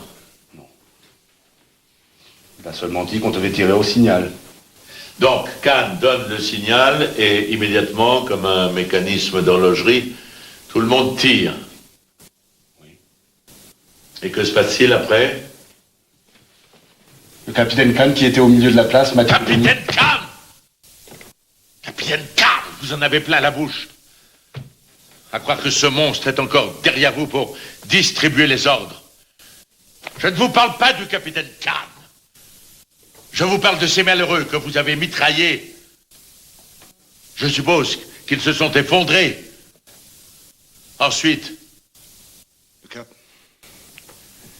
Kahn m'a dit de donner le coup de grâce à ceux qui n'étaient pas morts. Ah, à ce propos, je me dois de revenir sur une des déclarations d'un de vos co-accusés. Bindler, le 16 juillet 1946, vous avez déclaré, je cite, « Après l'exécution, etc., il y a 2 sous-officiers qui sont survenus, le sous-officier Maurer et le sous-officier Lensdorf. » Vous vous souvenez de cette déclaration? Oui, Monsieur le Président. Et qu'ont fait alors ces 2 sous-officiers? Ils ont achevé les blessés. Ils les ont retournés à coups de botte. Ils ont déchargé les mitraillettes à bout portant sur ceux qui n'étaient pas tout à fait morts. Lensdorf, qu'avez-vous à dire? Bindler faisait partie du peloton de la remise Beaulieu. De là où il était, il n'a pas pu me voir tirer à la mitraillette. C'est inventé. Ah, et pourtant vous reconnaissez avoir donné le coup de grâce. C'était les ordres. Bindler, est-ce que vous n'avez pas été amené à préciser que les malheureuses victimes hurlaient de douleur après le tir? Je ne m'en souviens plus. Voulez-vous que je vous relise vos déclarations?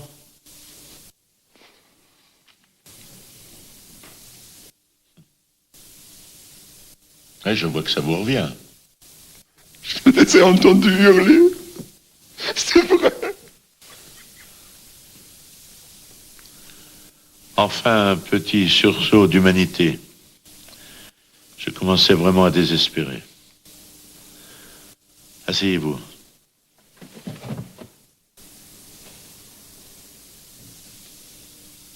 Continuez. Kahn m'a dit de faire poser des matières inflammables sur les corps. J'ai ordonné à mes hommes de chercher des matières inflammables. Ensuite?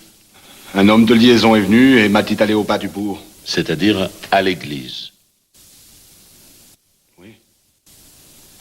Le 15 juin 1945, Éclinger a déclaré que vous vous étiez distingué à Oradour par votre sauvagerie. Il a déclaré que vous aviez tué 2 jeunes femmes en sa présence. Vous les auriez poussées dans une grange et vous les auriez abattues à coups de mitraillette. Éclinger vous aurait alors demandé s'il n'y avait pas encore eu assez de tués et vous lui auriez répondu, je cite, « Tais-toi ou je te fusillerai à ton tour. » Éclinger. Monsieur le Président, je l'ai vu de mes propres yeux. Monsieur le Président, c'est un mensonge. Je n'ai jamais tué de femme à Oradour. Je t'ai vu. Et vous, Perram, l'avez-vous vu? Je l'ai vu, Monsieur le Président. Il y avait 2 femmes, je me rappelle. Éclinger, voulez-vous aller vers le plan directeur et, à l'aide de la baguette, nous montrer la maison d'où seraient sorties ces 2 femmes? Monsieur le Président, je n'ai jamais tué ces 2 femmes. Monsieur le Président, il les a fusillées devant moi.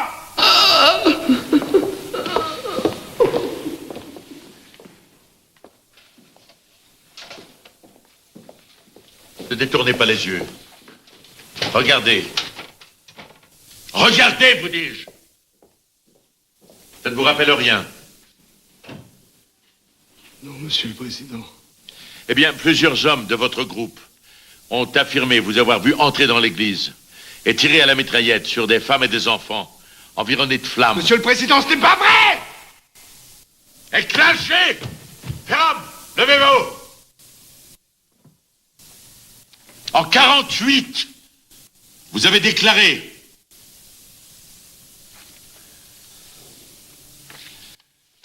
Non, puis c'est...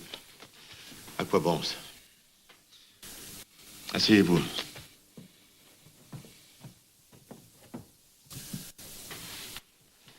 Lensdorf, regardez-moi dans les yeux. Je vous adjure solennellement de me dire la vérité. Monsieur le Président, à aucun moment je n'ai eu affaire à l'intérieur de l'église. Alors qui a fait ce massacre à l'église? Qui?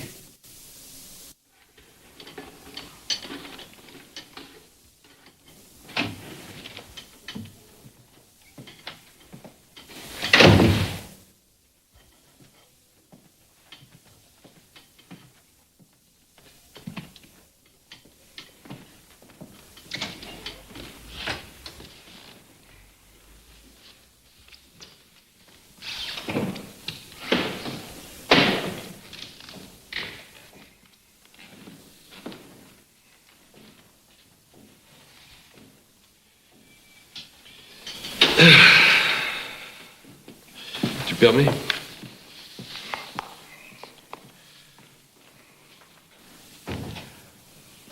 Merci. Je te dérange peut-être? Un peu. Tant pis. J'ai beaucoup réfléchi là depuis notre petite empoignade de l'autre jour. Mon article 64, j'irai pas jusqu'à dire que c'est un assassin garanti pur crime. Mais ça n'est pas non plus un personnage très reluisant. Enfin. J'ai allé à l'hôtel. J'ai leur demandé qu'ils me fassent une petite soupe aux potes.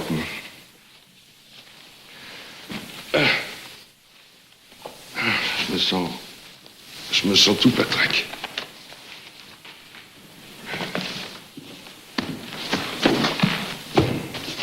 Commédiante. Ah non, sincèrement, ça finit par m'embrouiller l'estomac. Toutes ces saletés qu'on rabâche à longueur d'audience.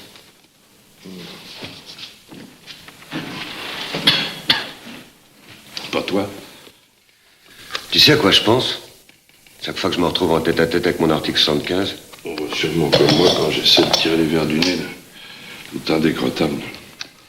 Je me dis qu'on a vraiment eu une chance fabuleuse de naître au milieu des livres. Chez mes parents, il y en avait partout. Jusqu'au-dessus des portes. J'ai appris à nager dans les bouquins avant de savoir nager dans la mer.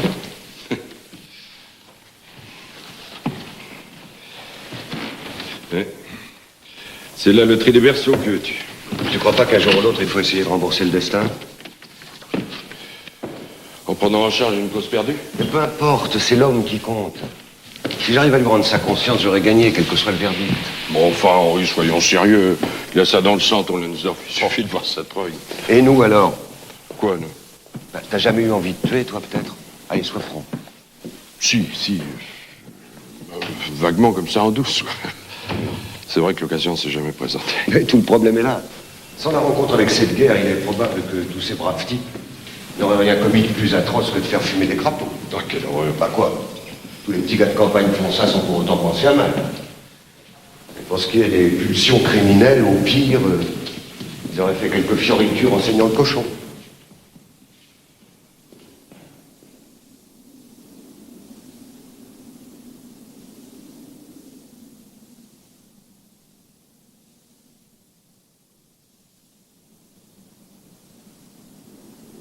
Je suis allé voir à l'église ce qui se passait. Tout d'abord, en entrant, j'ai buté sur un corps de femme. Un corps de femme entièrement dévêtu, mais intact. Je continuais à avancer. J'ai aperçu comme des feux follets. l'odeur de cadavre ressortait. Je me suis dirigé vers le confessionnal. J'ai vu 2 enfants, dont un avait la tête traversée par une balle qui était ressortie au-dessous du menton. Je n'ai pas pu le reconnaître. Je suis ressorti de l'église. Là, j'ai retrouvé ma sœur dans les water. Elle était sortie avec Madame Roufanche et elle était entièrement mitraillée, le ventre saccagé.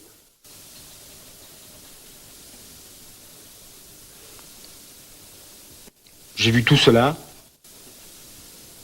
J'ai perdu toute ma famille avec laquelle nous vivions sous le même toit. Et si je voulais ajouter notre parenté, cela ferait 54 membres de ma famille. Désirez-vous que je suspende l'audience quelques instants? Non, je m'excuse.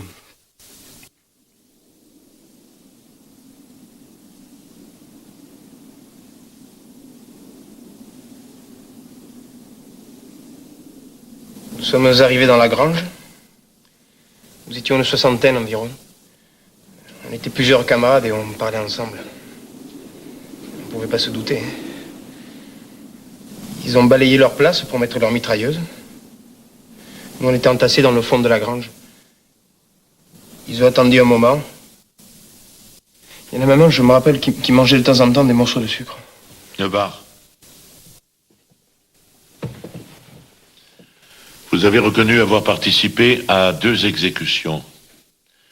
Est-ce que, par hasard, l'une d'elles ne serait pas celle de la Grange Lodi? Je sais plus. On entendait un poste de radio qui jouait de la musique aussi.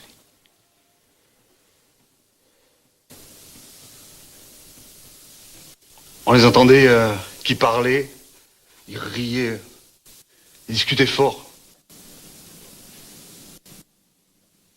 Et puis, ils sont revenus et ils ont mis le feu. Beaucoup sont morts, brûlés vifs, les jambes brisées. Et moi, dès les premières rafales, j'avais été touché aux jambes. Voulez-vous préciser au tribunal à quelle hauteur des jambes? Ah oui. J'ai reçu 2 balles dans les mollets et après 2 autres dans les cuisses. Mais j'ai pas été achevé parce que j'ai fait le mort. J'ai pas bougé, quoi. J'étais tellement effrayé, je courais n'importe où. Si Allemands ou Alsaciens, ça, je pourrais pas vous le dire. Se sont mis à courir derrière moi. J'étais tout petit, j'avais 8 ans. Je me suis dissimulé derrière des herbes. Et eux, ils ont commencé à tirer sur moi. Heureusement, ils m'ont pas eu. Un petit chat qui était effrayé aussi se mit à courir à côté de moi, en direction de la glane par là. Les soldats, ils me tiraient toujours dessus. Si j'hésitais à sauter dans la glane, les autres, ils m'attrapaient. Alors j'ai plongé. Le petit chien est resté de l'autre côté de la rivière. Moi, je suis remonté derrière un chêne et j'ai grimpé dessus. Les soldats avaient une telle rage de ne pas m'avoir attrapé qu'ils ont tué le petit chien.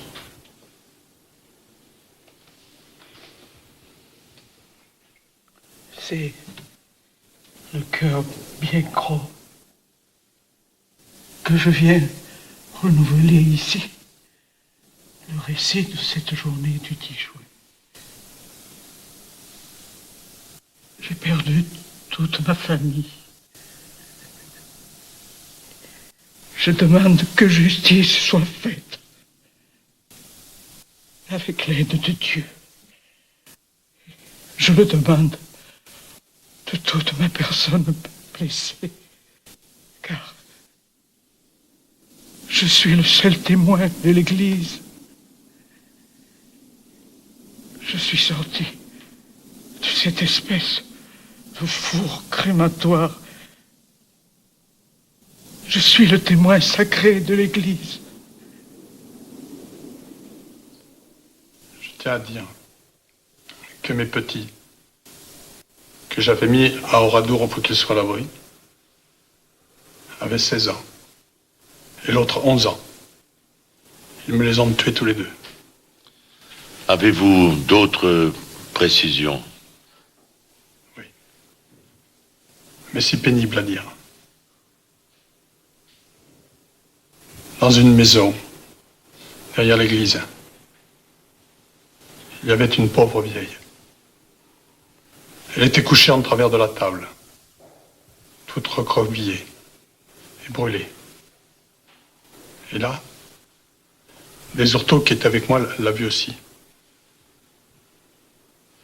Ils avaient tué un taureau ou un bœuf.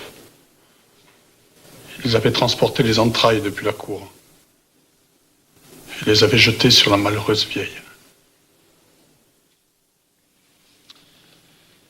Avez-vous quelque chose à ajouter, monsieur? Je ne désire qu'une chose. Que leur remords soit aussi grand que ma douleur.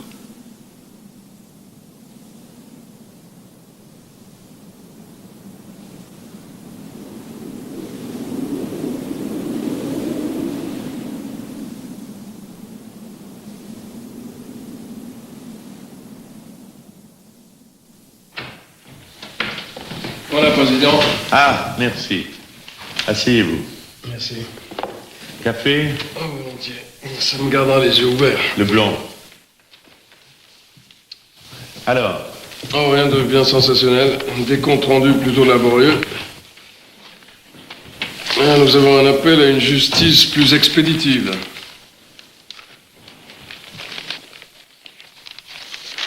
Ah, un petit dessin. Amusant, si on veut.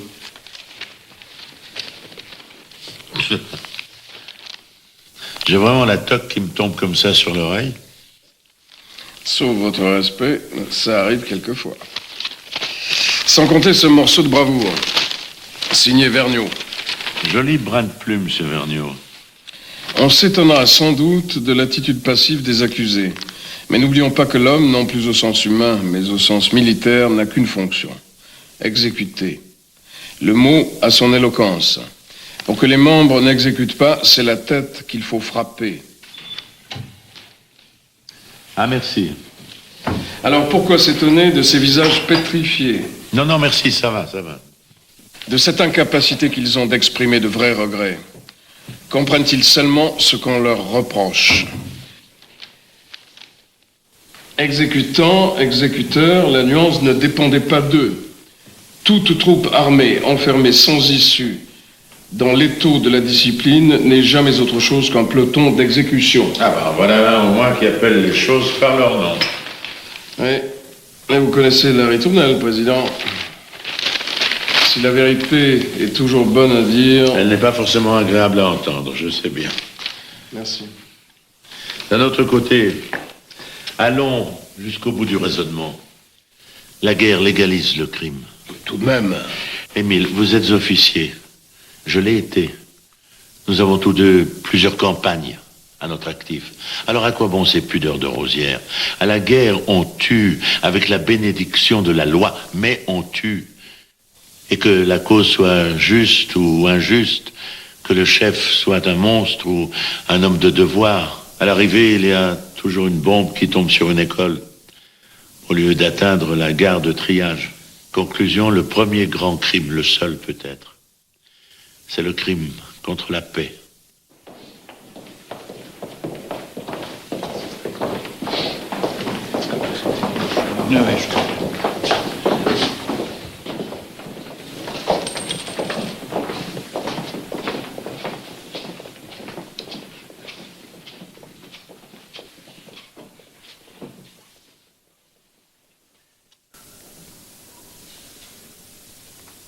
Merci.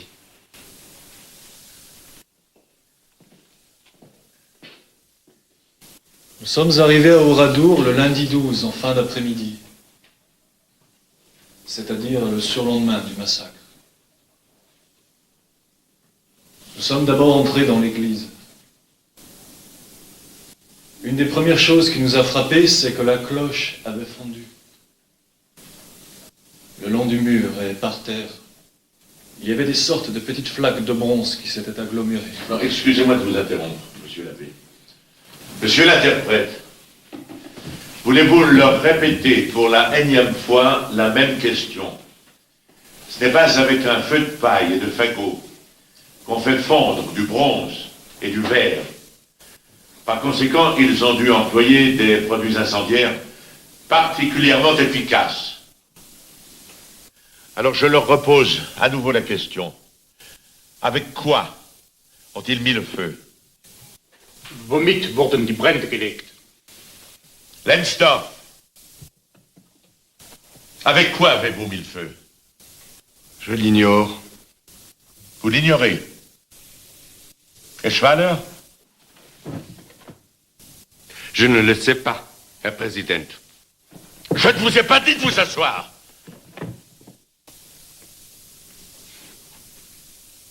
Est-ce qu'ils ont employé des plaquettes incendiaires?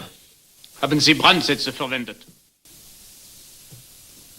Alors ce serait le liquide qui est dans les tubes de lance-flammes. Also wäre es die Flüssigkeit in den Rohren der Flammenwerfer. Vous ne voulez pas parler? Levez-vous! Tous!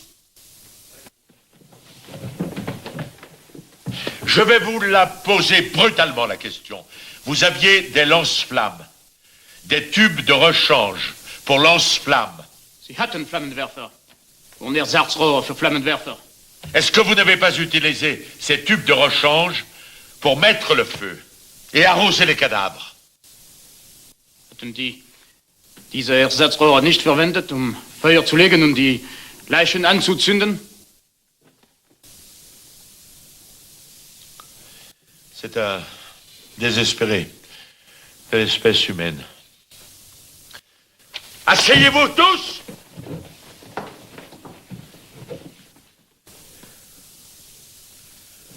Excusez-moi, monsieur l'abbé, nous en étions aux constatations concernant la cloche de l'église.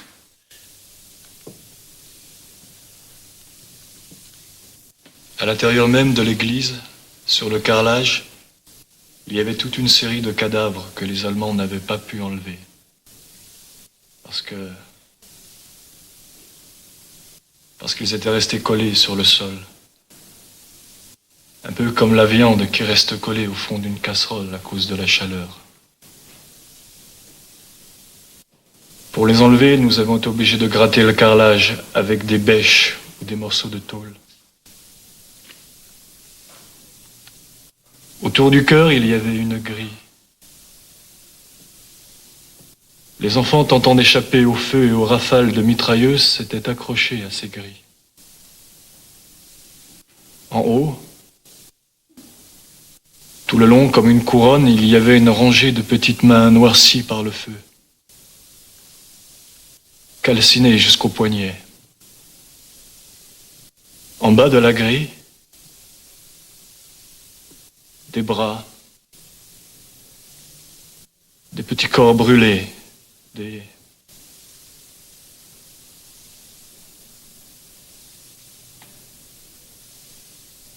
Sur la droite, il y avait l'autel de Sainte-Anne. À cet endroit, il y avait presque 1 mètre de cendres. Pour vous dire, tous les jours, pendant 8 jours, nous avons été obligés de retirer des lessiveuses pleines de cendres, de cadavres, d'ossements.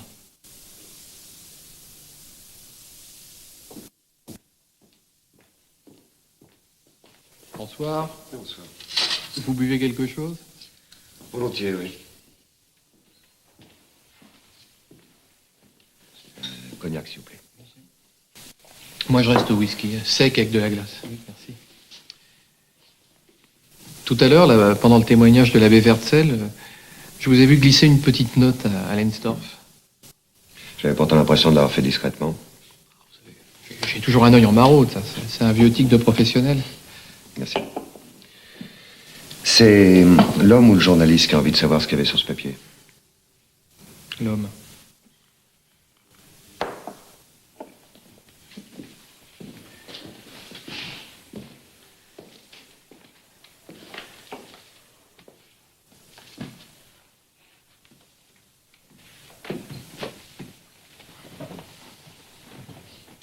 Santé.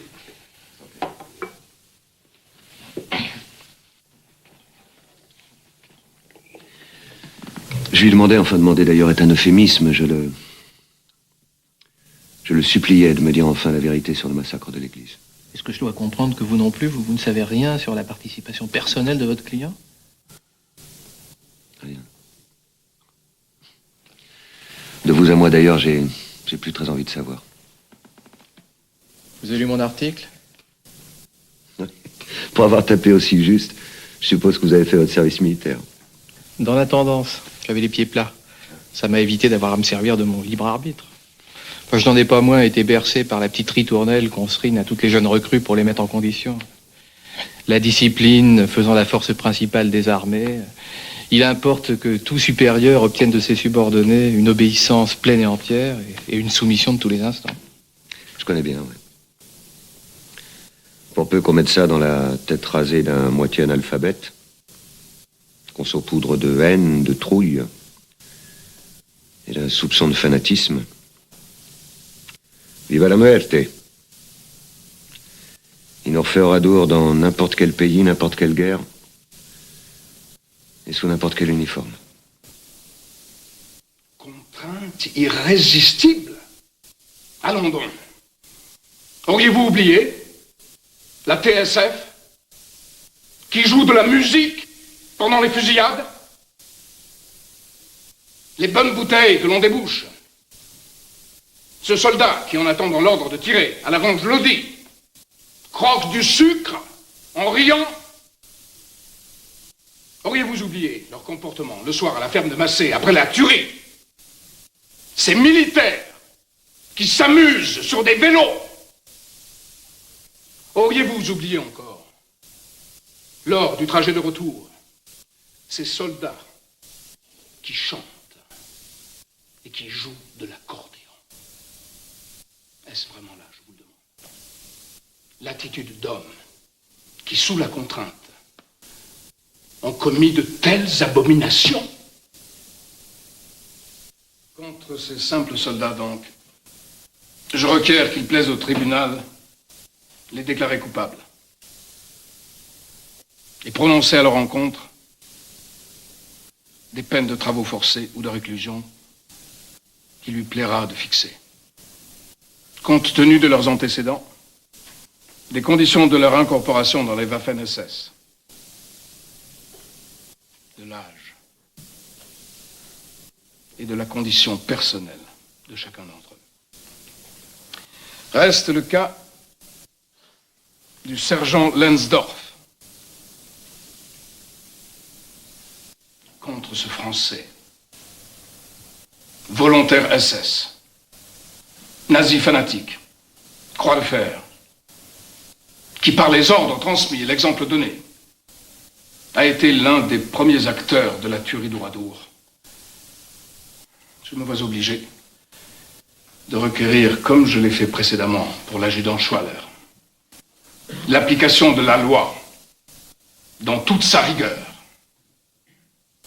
Je requiers pour Lensdorf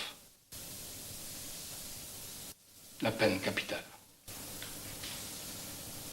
Messieurs, j'ai terminé.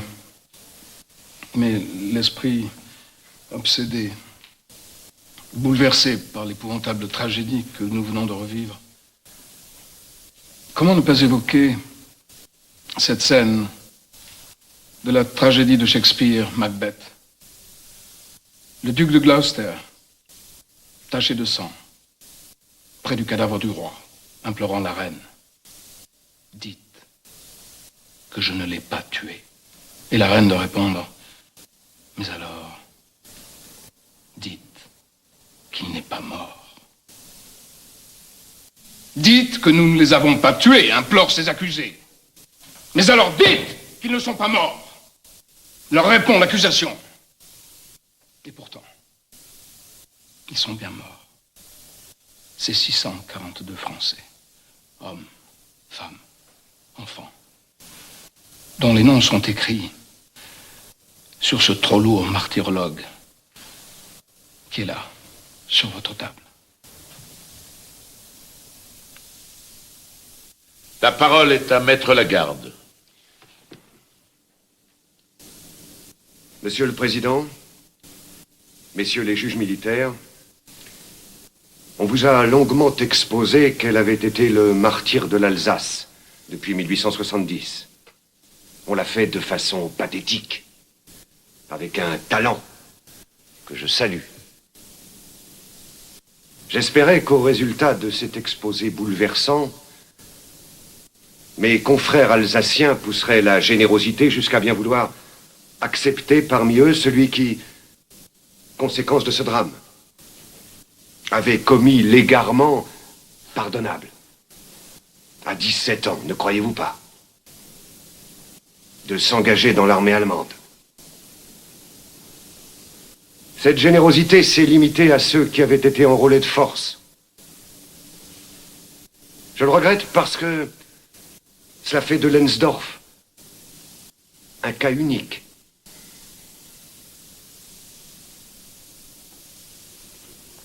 Résultat, il est seul. Moi aussi, aujourd'hui, je suis seul. Eh bien, puisque nous sommes seuls, nous nous défendrons seuls. Mais avant d'en venir point par point aux accusations qui ont amené monsieur le commissaire du gouvernement à requérir contre mon client le châtiment suprême, je voudrais livrer à vos consciences d'officiers ces quelques réflexions que je me suis faites. À savoir qu'en matière de crimes de guerre, ce sont toujours les vainqueurs qui jugent. La répression des crimes de guerre n'aura véritablement de sens que lorsque devant un tribunal international, composé des vainqueurs, des vaincus et des neutres, comparaîtront les généraux en chef des armées vaincues et des armées victorieuses. Ce jour-là, des noms terribles seront prononcés, symboles de la souffrance et de la barbarie des hommes. Oradour, bien sûr. Mais aussi Katyn, Hiroshima, Hambourg, Dresde. Ce jour-là, les masques tomberont. Et le monde entier sera horrifié de voir qu'il y a, entre certains hommes, d'étranges ressemblances.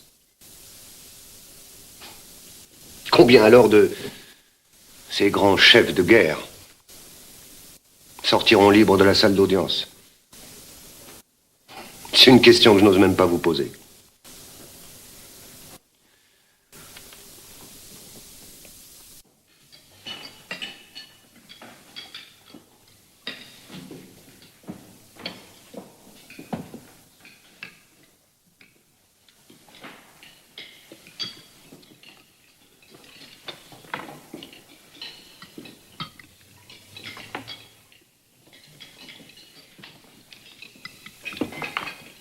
Ein Hunger, Ernst?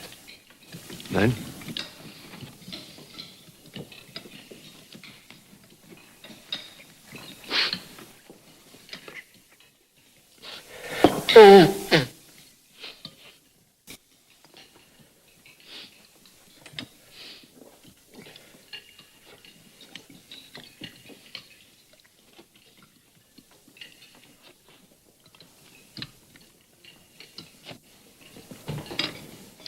Oh, Tommy.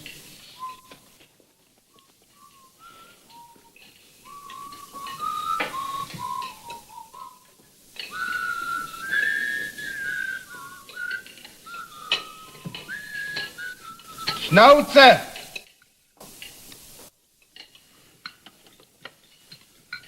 Vous fumez, chef?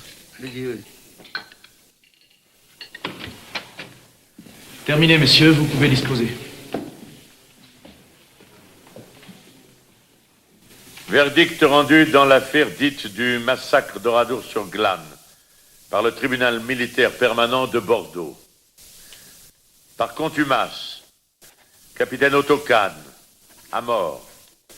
Sous-lieutenant Barth, à mort.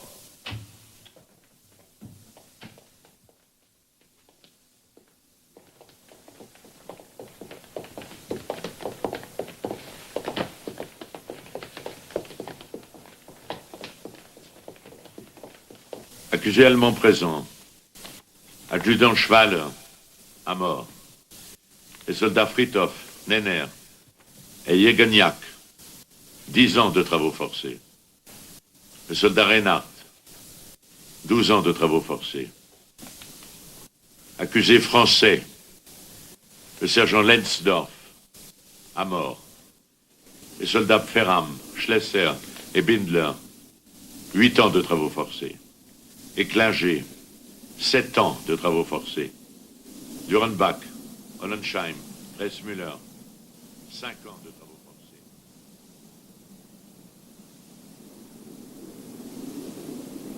Stillgestanden! Laden! Feuer bereit! Feuer frei! En joue! Feu! Ready! Aim! Fire! Battaglione! Puntata! Fuoco!